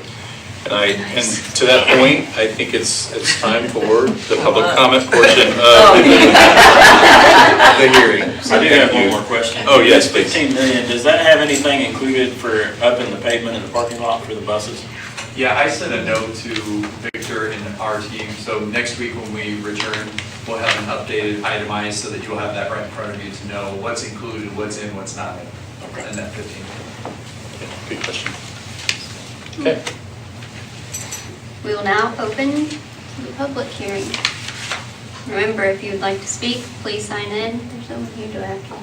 Yeah, probably should, just to make sure we do it right. Please sign in on the sheet, which is located in the foyer on the table as you walked in. As I mentioned earlier, we ask that you state your name and address, limit your comments to the proposed projects and financing. Keep any comments to 3 minutes and avoid repetitive if possible. May I have the sign-in sheet now? Let's see. Would anyone else like to speak? I'm assuming that we don't. Kate, Daryl, are you the only two that are here? Okay. We're good. Okay. We appreciate your time and interest in the project and the future of the community. Please note, this is just the first step in the legal process. Again, no board action is legally required at this hearing. Rather, this hearing is solely to hear public comment. The board will continue to work with the administration and its professionals to look for efficiencies to conserve tax dollars while meeting our educational needs. The board will hold a second public hearing in this boardroom on August 12th at 6:30. Okay. Thank you.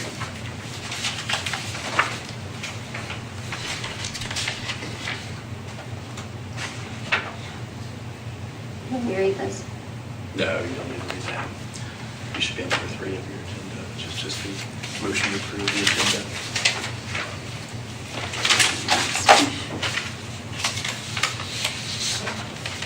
All right. Motion to approve the agenda as submitted. We'll make that motion. No, go right ahead. I'll second that. Those opposed? Just because I could. Oh, wait. All in favor? Oh. I figured you were. Sorry. Patron comments on the agenda. Let's get that. personnel report, recommendations for employment. Mr. Harris, you want to take that one, or do you want to? I'll take it. I didn't sign this, but, yeah. Jim worked on this one and everything else, but you have a, Thank you. Thank you. Realizing we just had a board meeting, 3 weeks ago or something or other, you have a relatively lengthy personnel report there this week, and I can tell you, we're already behind. You will have another one next week. It's just the time of the year, trying to get all the classrooms filled and all those kind of things. And while we are waiting on we've had an employee that resigned, and I'm looking to see if it's on there. Look for resignation. Toward the bottom. Yep. We had Adam Kelly resign just recently, as well as Kimberly Kidd. We already have replacements for both of them, but we are in a phase of the state that allows us to hold them for 30 days because the replacement may be held in his or her school district for 30 days. But effectively, we have all of the positions filled. We hope, we cross our toes and our fingers and all of those kind of things, but we feel good that we're ready to bring on the kiddos tomorrow morning and recommend approval of the personnel report. I will say, we do need to pull one item from the consent agenda because we do have a conflict of interest due to being a family member, and so we're going to pull Raymond Seifert out, and we'll vote on him separately, so that we don't have to put, obviously, that's a family member. So. Oh my gosh. Yeah, so we'll pull that, it's, I guess it's item IB4, Raymond Seifert out, and vote on that one separate. So we'll go ahead and do the consent agenda items, all but that name, and we'll do that one separately. So you go ahead, Sasha. All in favor of the personnel, We except still for, have to, we have a motion. oh, sorry, motion. I'm I'll trying to get second ahead it. of myself. So motion, Dustin, and second, Erica. Yeah. Now, all in favor? All in favor? Those opposed? Thank you. And we'll go ahead and vote on Raymond here separately. A separate motion. Motion for Raymond Seifert. I make that motion. I'll second. All in favor? Opposed? I can't One vote. abstention. Great, thank you. That's so cool.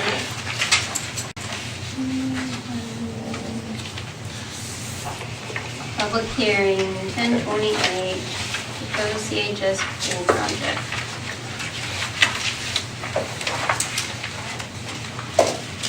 Superintendent Duncan, I'm assuming that I'm going to be called back to the podium for this one. Yeah. I want to thank you for sticking around here, Eric. We appreciate it, so. And I could help just provide an abridged discussion point on the purposes of this. Yeah, please. A couple of things I want to highlight. One is, so this is another public hearing, completely separate from what we just discussed with respect to Eastview, and this one actually does have a resolution before your consideration this evening. This goes back to the 2023 bond issue and the pool facility. And Mr. Landfair mentioned earlier just the notion of the unforeseen. So this is really tackling the unforeseen. So just a couple of things to make note of. The notice of this particularized hearing was also published at least 10 days in advance of tonight's meeting. And that's under Title 20.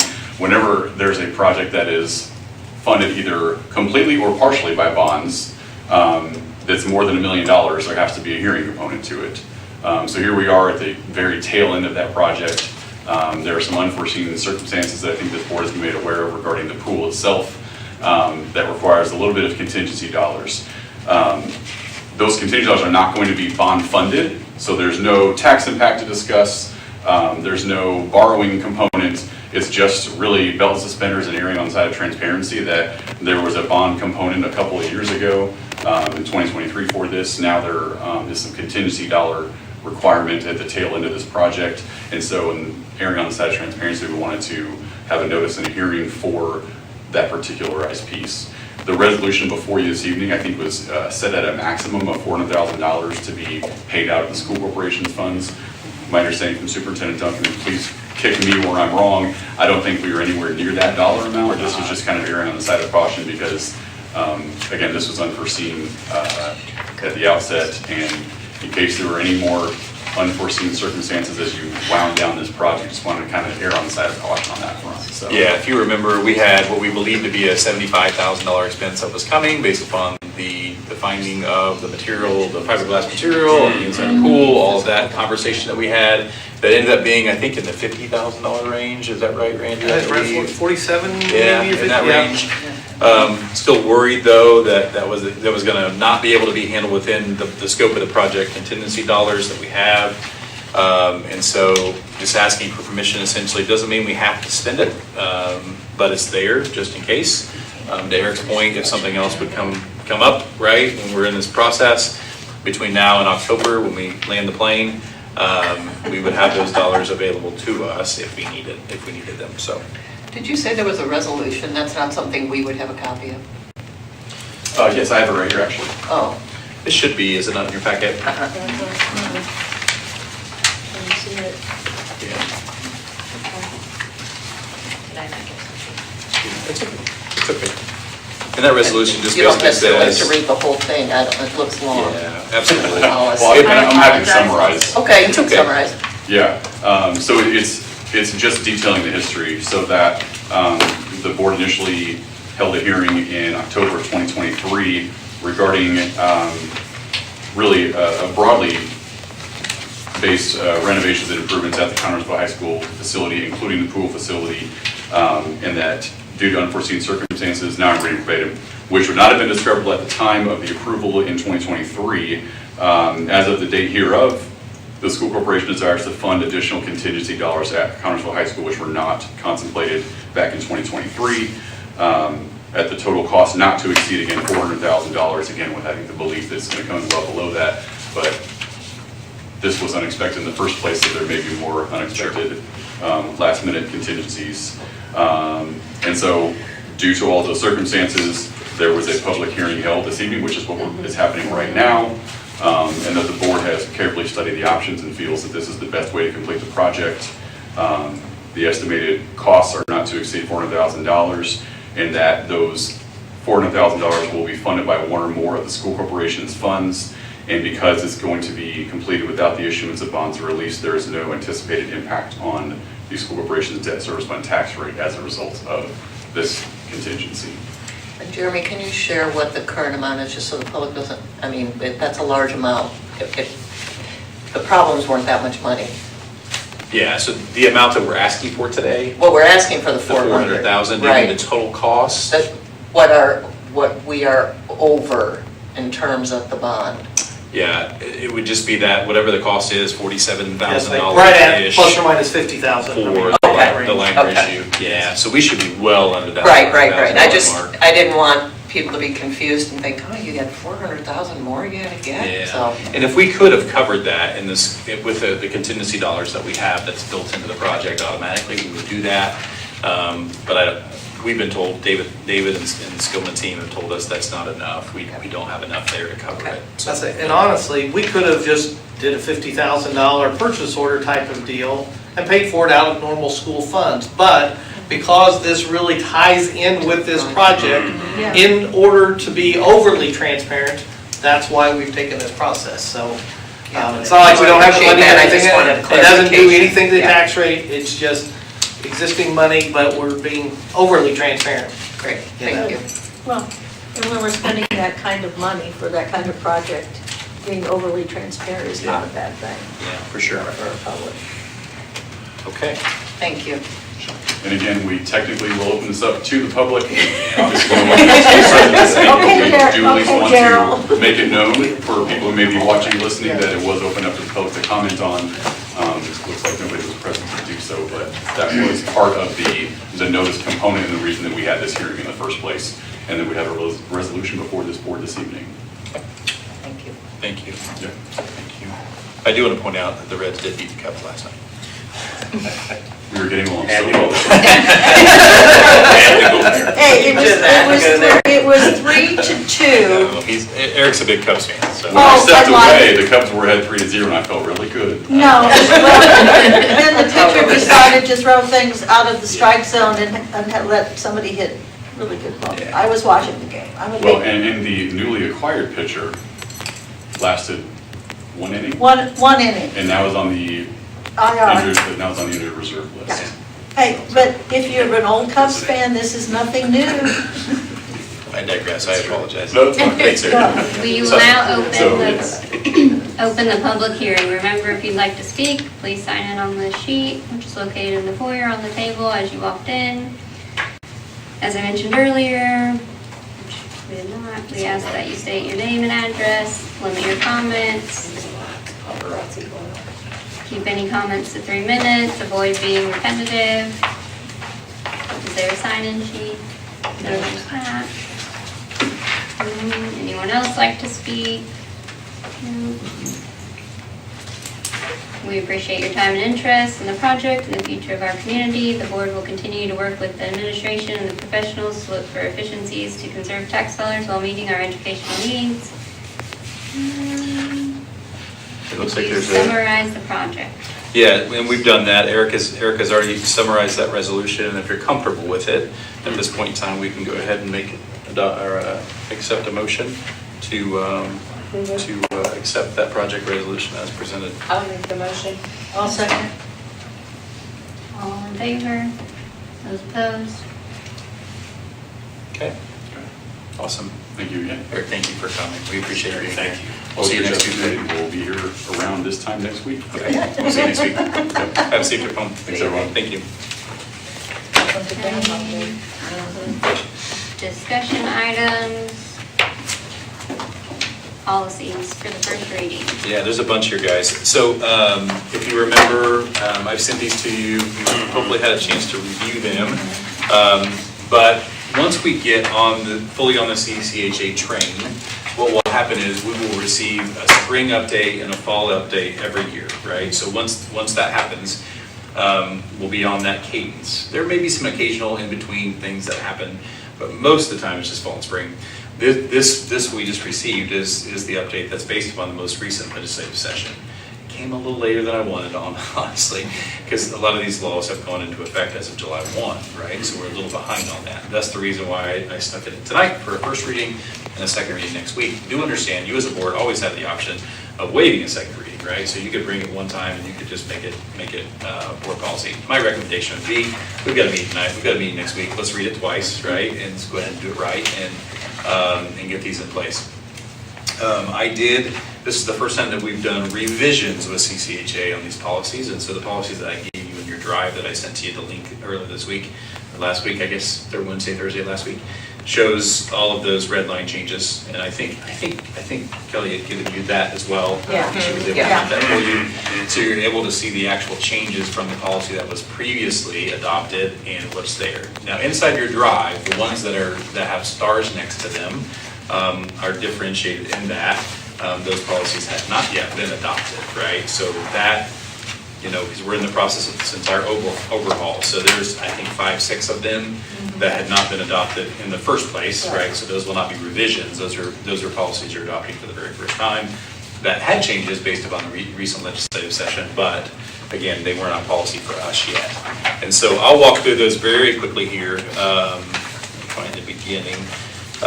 We do have one policy deletion, and that is D250, that's the teacher appreciation grant. That will be deleted, so that's not a change, that'll be taken away.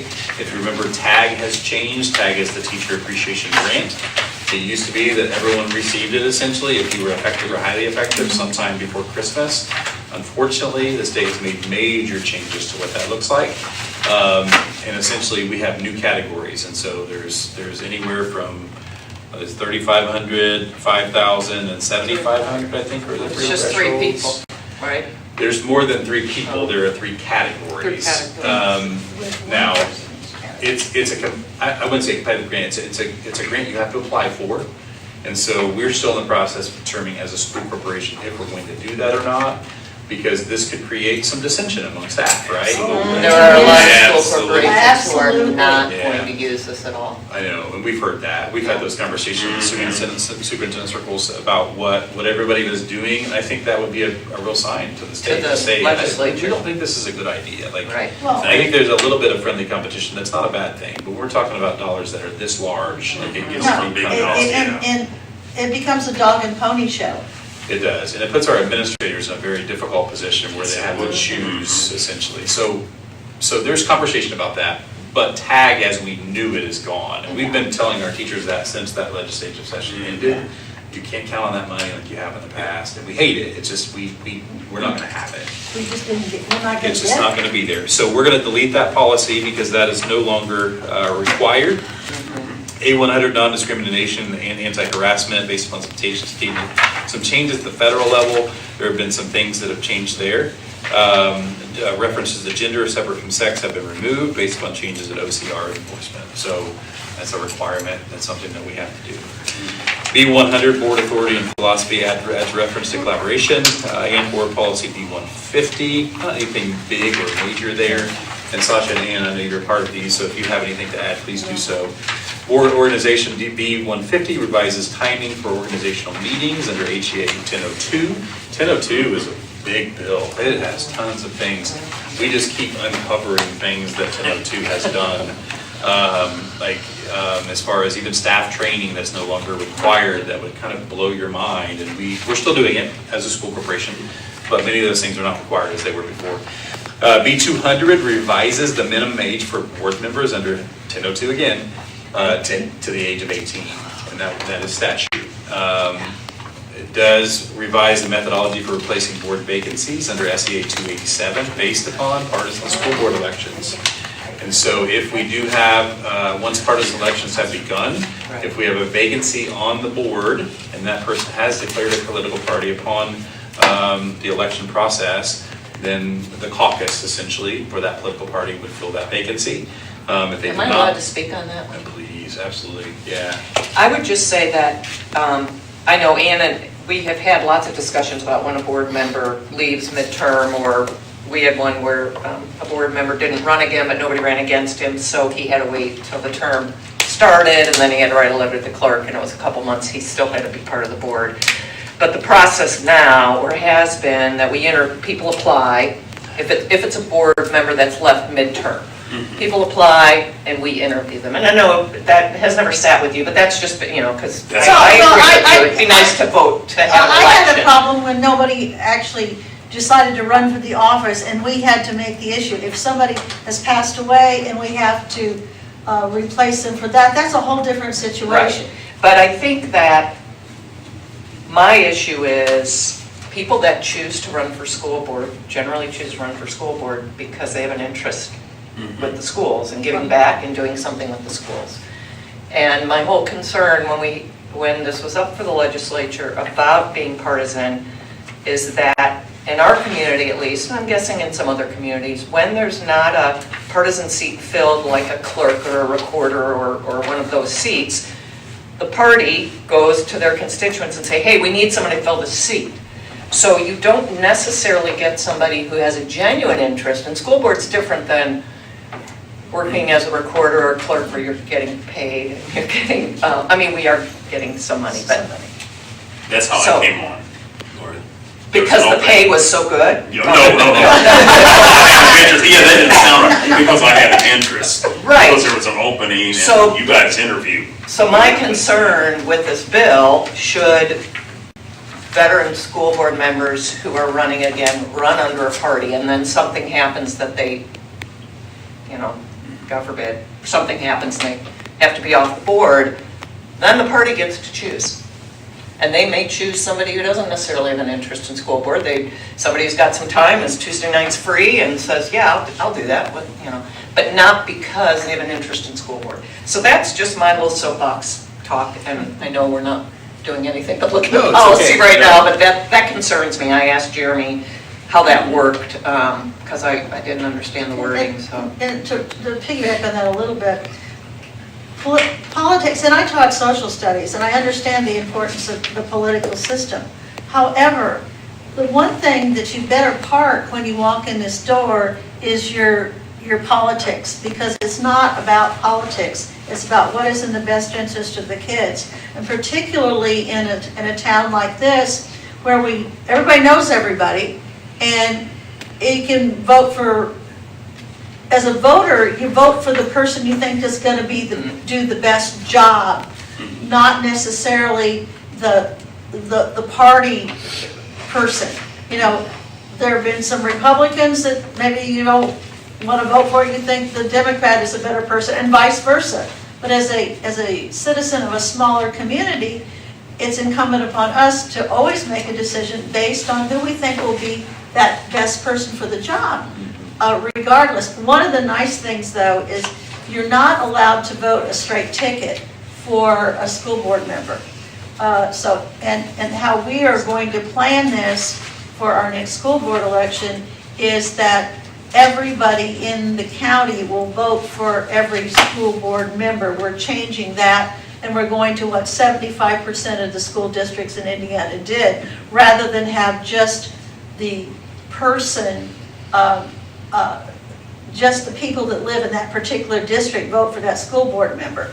The person still has to live within that district, but it opens up, and it keeps us from having to redistrict every time we get a new census. So and 75, I believe the number was 75% of the school districts in Indiana do that. So our next school board election is going to be different in that respect, but you know, schools and politics, we're seeing what's happened with that right now, with what the legislature did. Clearly they have their own agendas, and it's not necessarily what's in the best, as we see as educators at school boards, what's in the best interest of the kids. Yeah, for sure. On a positive note, though, just because we are a smaller town, some of those people with the parties, either party, do have children.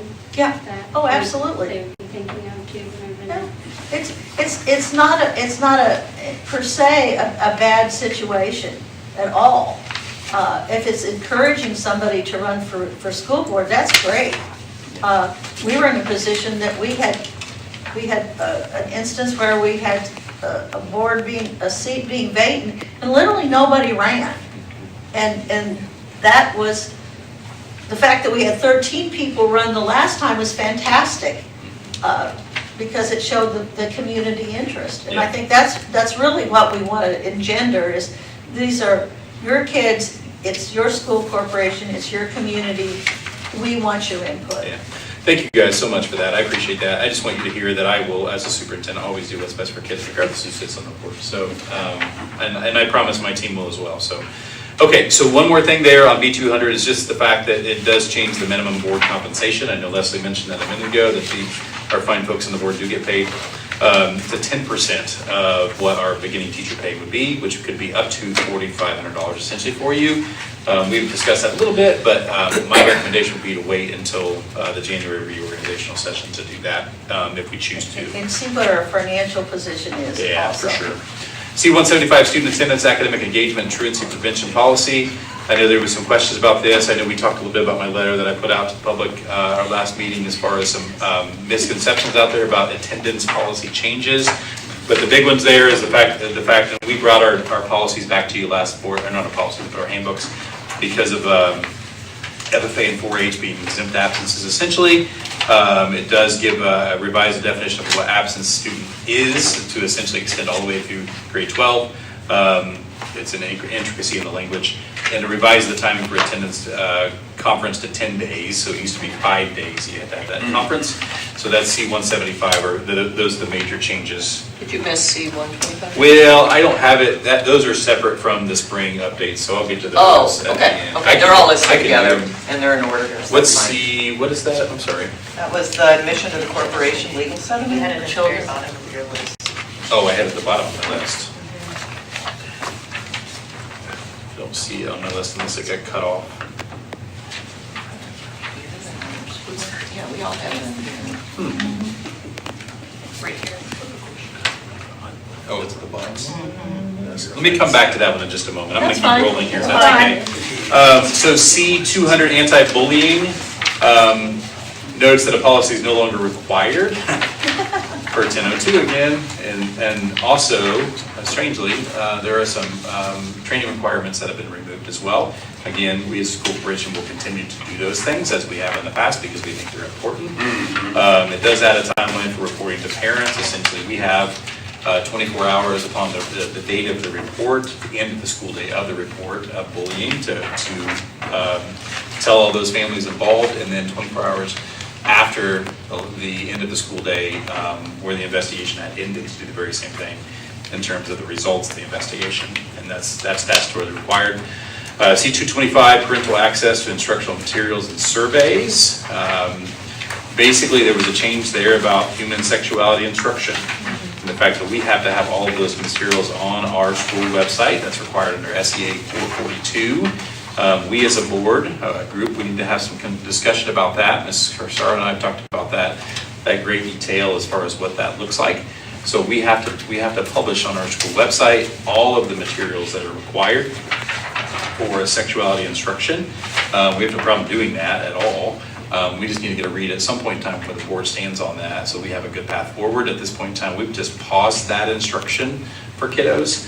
Not to say it's not going to happen, right? But just to get a good read of where we are and where we're going with that. For C-425, suicide prevention and awareness, notes the corporation no longer required, this is the training piece, no longer required to provide that training under HEA 1002 again. D-200, standard care and supervision of students, includes language regarding notice to employee and parent of student if allegation against the employee is determined to be unsubstantiated. For example, if a student would make some type of allegation against an employee, if it's deemed to be unsubstantiated, what happens? There's a notice requirement on that. D-225, or 250, excuse me, is there again, the deletion, sorry. D-325, personal background checks and mandatory reporting. Basically, HEA 1002 was repealed a previous Indiana code, which required schools to have a policy on contacting references. So essentially, the way that it used to be was law stated that we had to contact a potential employee's most recent employer. I hope that came out right. That is no longer legally required. I will tell you, again, this is one of those things, again, that we are telling our people, you are still going to do this. I think it's good practice. I think it's the right thing to do. So we will continue to do that. So that's still in policy. However, the law has changed. E-200, religious release time and credit for religious instruction, outlines essentially the requirements that we have as a school corporation to allow a student to be released for religious instruction. If you remember, this came into law actually in the previous legislative session. This most recent legislative session more clearly defined what that release time looks like, particularly for students that are in a high school building or a middle school building, as equivalent to the length of one elective course. It did give the option for the school corporation to provide credit for that religious instruction. It is my strong preference that we not do that as a school corporation. I think that's murky waters. Oh, yeah. F-125, purchasing procedures and capital assets. Essentially, this is a long policy that spells out the State Board of Accounts requirements for purchasing. And so Mr. Harris, Dr. Summers, excuse me, I'm going to have to get used to calling him Dr. Summers. I'm used to saying Mr. Have taken a look at that. And again, just a very long policy that essentially spells out that process. G350, audio, video, and digital recording on school property. Had some good conversation about this one. Essentially, parents are permitted. It's strange because Indiana is a single consent state, right? So you can record somebody without their knowledge, right? Because I give consent, you don't have to. It's a single consent state. But this expressly states that a parent can audio or video record a case conference, 504 meeting, ILP meeting, those types of things. The original policy, as we first got it, said that we were required then to record if the parent records. That's not always as easy as it sounds, and it's difficult to ask a teacher to use their personal device for that purpose. And we may not have a device present or what have you. So we just put may there instead of shall. CCHA was okay with that, just because there may be a circumstance where that would be difficult. So there was some language in there as well that we removed about receiving consent essentially to record Yeah. at any event. You know, if I'm a parent and I'm at a cheerleading clinic, essentially it would have required superintendent approval to do that. We brought up the thing as the parent that videotapes their kid at a ballgame. Yeah, yeah. Yeah, because there are other children involved in it, they have to get permission from all the other parents to have their kid on the video. Just a reminder, obviously you can't use that stuff for commercial use, right? And so that would be a violation of the policy, but otherwise we don't want to handcuff our parents in that way. G360 data breach and protection updates language to include reporting requirements to state and others based upon recent experiences. Terry has looked that one over for me. H100 school visitors and parent-family engagement includes new language regarding parental right to direct education and parental access to information. Basically what SEA 143 says, that if there's information that we're privy to in regards to the social, emotional, or other, I forget exactly how it's worded, matters relating to the child, if you will, that if we're asked, we have to release that information to the parent. And it does say upon asking, it's not as that we have to give that. I know we had some concerned staff members, particularly counselors, people that the kids might confide in, right? Might come to them and have some information they want to share. And so we're going through that process right now with attorneys to really try to nail down and give our people good guidance on what they have to share, what they don't have to share, those types of things. Because ultimately we're in the business of protecting children, but we also have an obligation to make sure that our parents know what's going on with their kids, right? So finding that balance. So Michelle Cooper, our corporation attorney, will be present at our meeting with our administrators on the 28th of August, and she's going to have that conversation with our people so we can ask questions and go back and forth on that to make sure we fully understand. But that law and that policy do spell out our legal obligation to provide information to parents upon request. Okay, which one did I miss again? C-125. C-125. But she said C-625, but we had. Oh, we And changed. now it's C-130. That's why. There's okay. 3 of them that we. Yeah, there's 3 of them on the Yeah. list. Okay, so two of them that are not part of the spring update, just really quickly, we have C625, which turned to C, wait, it was It was 130. 130 and it's now 130, and we changed to 625. C625, okay. Which is participation of non-public and homeschooled students. We've had some discussion about that as far as participation in athletics, but also participation in ECA activities. I did actually, we asked CCHA if they had an administrative guideline for that policy. They did not. And so I wrote one this afternoon, and I provided that to our high school administrative team and our cabinet team as well, that we're working our way through, that gets into the weeds with that. Essentially, we'll follow the IHSA guideline. You have to be homeschooled for 3 consecutive years for participation prior. You have to take part in iLearn, SAT, IREAD3, other types of state testing that other students are part of. You have to still meet all the guidelines and recommendations of the IHSA in regards to being of status to be able to participate. You have to have parents, and that's what the administrative guideline drills down into, who can prove that kiddos are getting a good education, so they have to provide access to curriculum if asked. They have to provide proof of grades, those types of things, to make sure that we are holding those students to the same standard. And they have to be enrolled in at least 1 period of school per day Does it in matter what person. class that is? It doesn't necessarily say what Okay. class that is, Okay. and so that's up to the discretion of the parent and the school administrators. Okay. So yeah. This has a lot of really good safeguards in it, because the homeschool student is going to be held accountable to the same testing thing, and they're not going to take it in their homeschool situation. They are going to be taking it along with every other student who's there all day.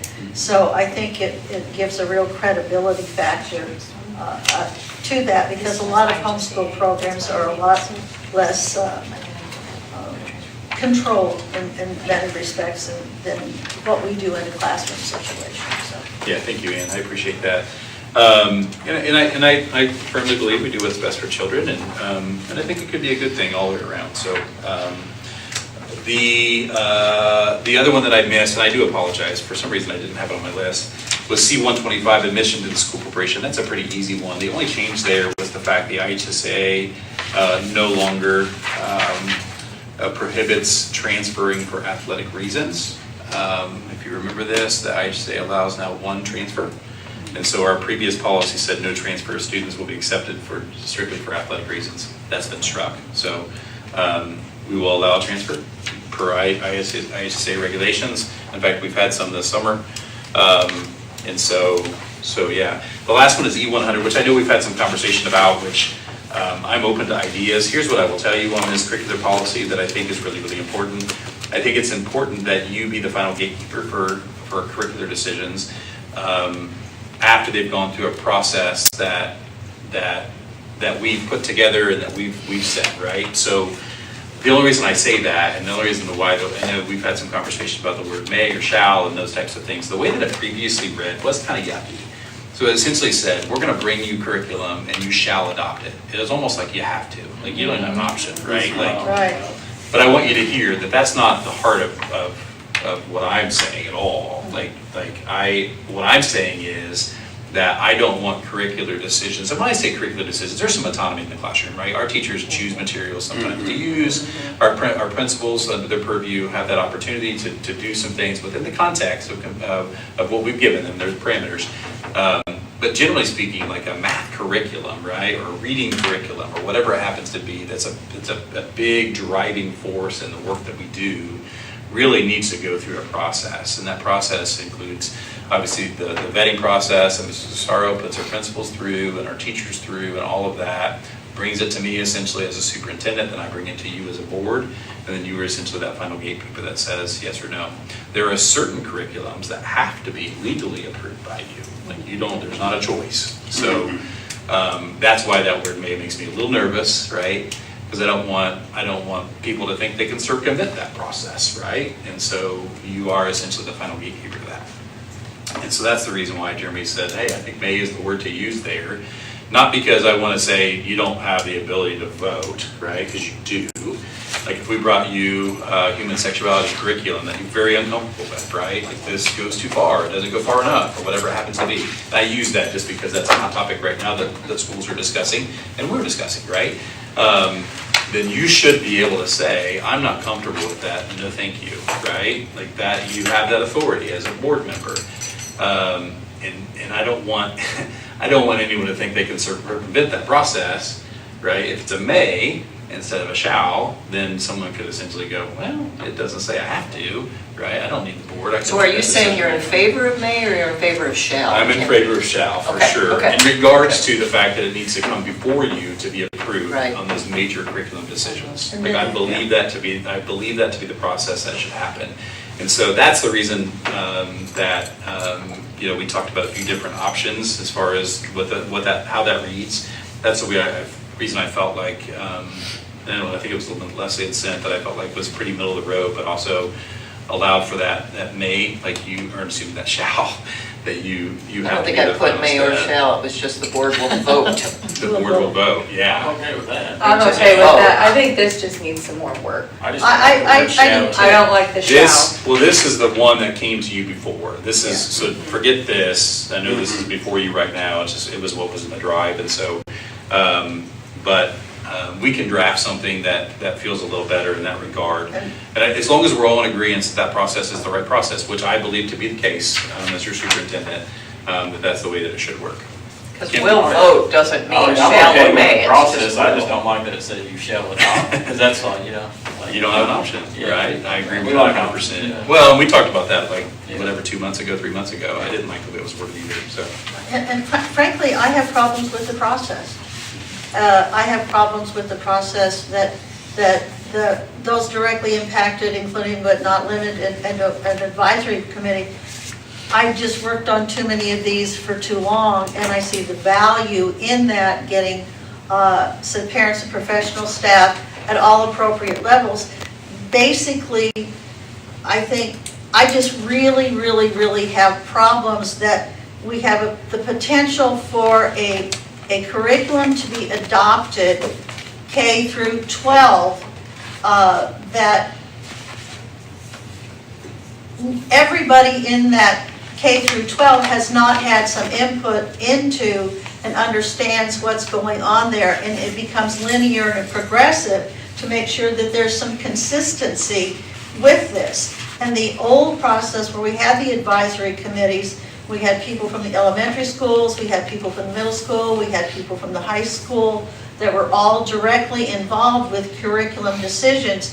It allowed for a better flow for it, to take out, it's more work, and I totally get that. But I just think that if we're going to get buy-in when we change curriculum ideas, it's important that we have input from everyone that's going to be impacted by that. And again, it's more work to do, but I think in the long term, it will be helpful to get teacher buy-in, particularly when we're making some drastic changes. Sure, and I appreciate hearing that. I will say that it's not a matter of not trying to stay away from any type of work. I will tell you that Mrs. Crosaro and her team, the most recent curricular decision we made, put more work into that decision than any that she had made in recent memory, and that the team had made in recent memory. My worry and my concern about that has been that I don't love the idea of a 12th grade facts teacher choosing my 3rd grade reading curriculum, or vice versa. But I think when we have a committee that is that way, it can feel that way, right? And so I believe that those who are on the ground in those classrooms that are with those people, and we do the best we can to cast that net as wide as we can and to get all of those people. The reality of it is, though, with a school corporation our size, it's impossible to have everybody at the table for every conversation. It just is. But the example that you gave is not really what I'm talking about. The example was that we had people from the different disciplines. In other words, a facts teacher was not going to sit on the social studies curriculum committee, but somebody from K through 6 and 7 and 8 and 10 and 9 through 12, people who were actually involved in teaching that subject area were the ones that were involved in making the curricular decisions. And then when we were looking to aligning the curriculum, as a middle school teacher, I needed to know what was being taught when they started teaching social studies in 3rd and 4th grade. Okay, what are my expectations of what the kids should allegedly know by the time they get to me? And so it was building, and by the time they get to government and high school, have we given these kids what they need to know to build on this base of knowledge? So it did not work that way. There were math teachers, there were social studies teachers, there were English teachers, they were subject area teachers, and then there were also a group of encore teachers, PE, health, those kinds of things were related, and they had similar meetings about how they were going to align curriculum from K through 12 to make sure that all those things were filled in. And it was a lot of work to do, but it really, really did help because you had some idea of the expectation, everybody bought into it, and my response to that is not a respectful disagree, because I appreciate your perspective so much, but what I will say is we have to be really careful that we don't move in to the realm of administration from governance. And we have really good people that we've hired to make those types of decisions, and it's really within their purview to lead through those processes to choose the best curriculum, right, for the school corporation. And again, that's that boundary between what's governance, right, what's the board's purview, and what is our administrative purview. And if we get too far in the weeds with selection of curriculum, then it does get to be an administrative task. Again, we've hired Mrs. Crosaro to be the assistant superintendent of curriculum and instruction. And so that is within her purview to lead people through that process. And so we have to be careful, again, that we don't push too far into that administrative work, right, where we're saying this is how you should do your job, right, this is how you should choose your curriculum, because that goes, again, out of the realm of governance and into the realm of administration. And so that's all I'll say. And so regardless of what that process looks like, we have to be careful that our board policy, and it's written right now very broadly, right, the superintendent shall essentially develop administrative guidelines, where the sticking point was, where it said that include essentially a selection process that includes parents, so-and-so, so-and-so. That's where the sticking point came in.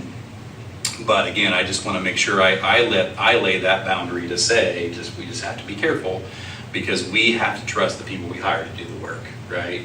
And if we don't, that gets to be a messy situation, and people, why did you hire me, right? If you're not gonna let me do my job. So we just have to be careful. That's all I'll say.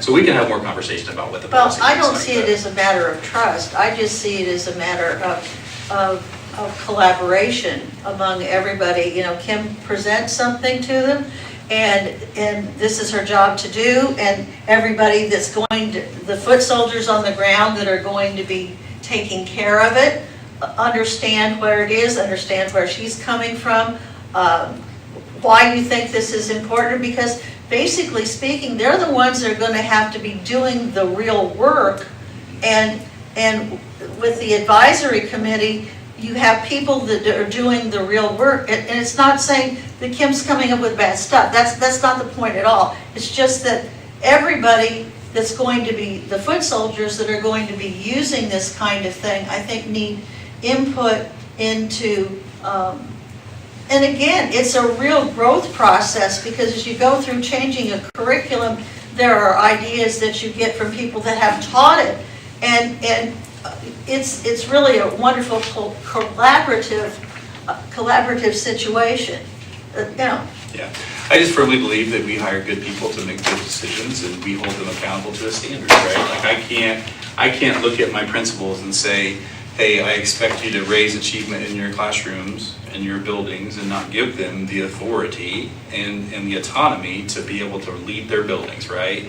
I can't look at Kim in good confidence and say, I need your iRead3 scores to raise, right? And I need your iLearn scores to raise, but I don't give her the ability to lead her people through processes that allow for that change to happen, right? So again, it's not about whether we should use a certain process or not. It's more so about how do we create an environment where we trust the people that have been hired to do the work, and then allow them the space, grace, and flexibility to lead. That's really what it's about for me. So we can have more conversation about it. I don't want to start this late, so, but I do, and I appreciate it so much, and I appreciate your context. I mean, obviously, this is a process you've used in the past. Oh, It's been yeah, very productive. and this is exactly where my problem comes from, is that it's a process that we have used in the past. It is a lot of work, but I also saw the results of that, particularly when I was teaching language arts, that we had an aligned curriculum for everybody. The expectations were very clear. When I got them as 7th graders, and I knew what the expectations were, and we had all worked together on this collaboratively, and I think it just made a better experience for the kids, because you didn't repeat stuff that, you know, this has been covered, and it's not a matter of trust at all. It's simply a matter, let's let the people that are working with this every day know where we've been and where we're headed. Absolutely. Okay, those are first reading. We'll bring those back to you next Tuesday for a second reading. Do I have a motion to adjourn? Where's my second? All in favor? All fair. All in favor? Thank you. Opposed? Kelly, do we have things to sign?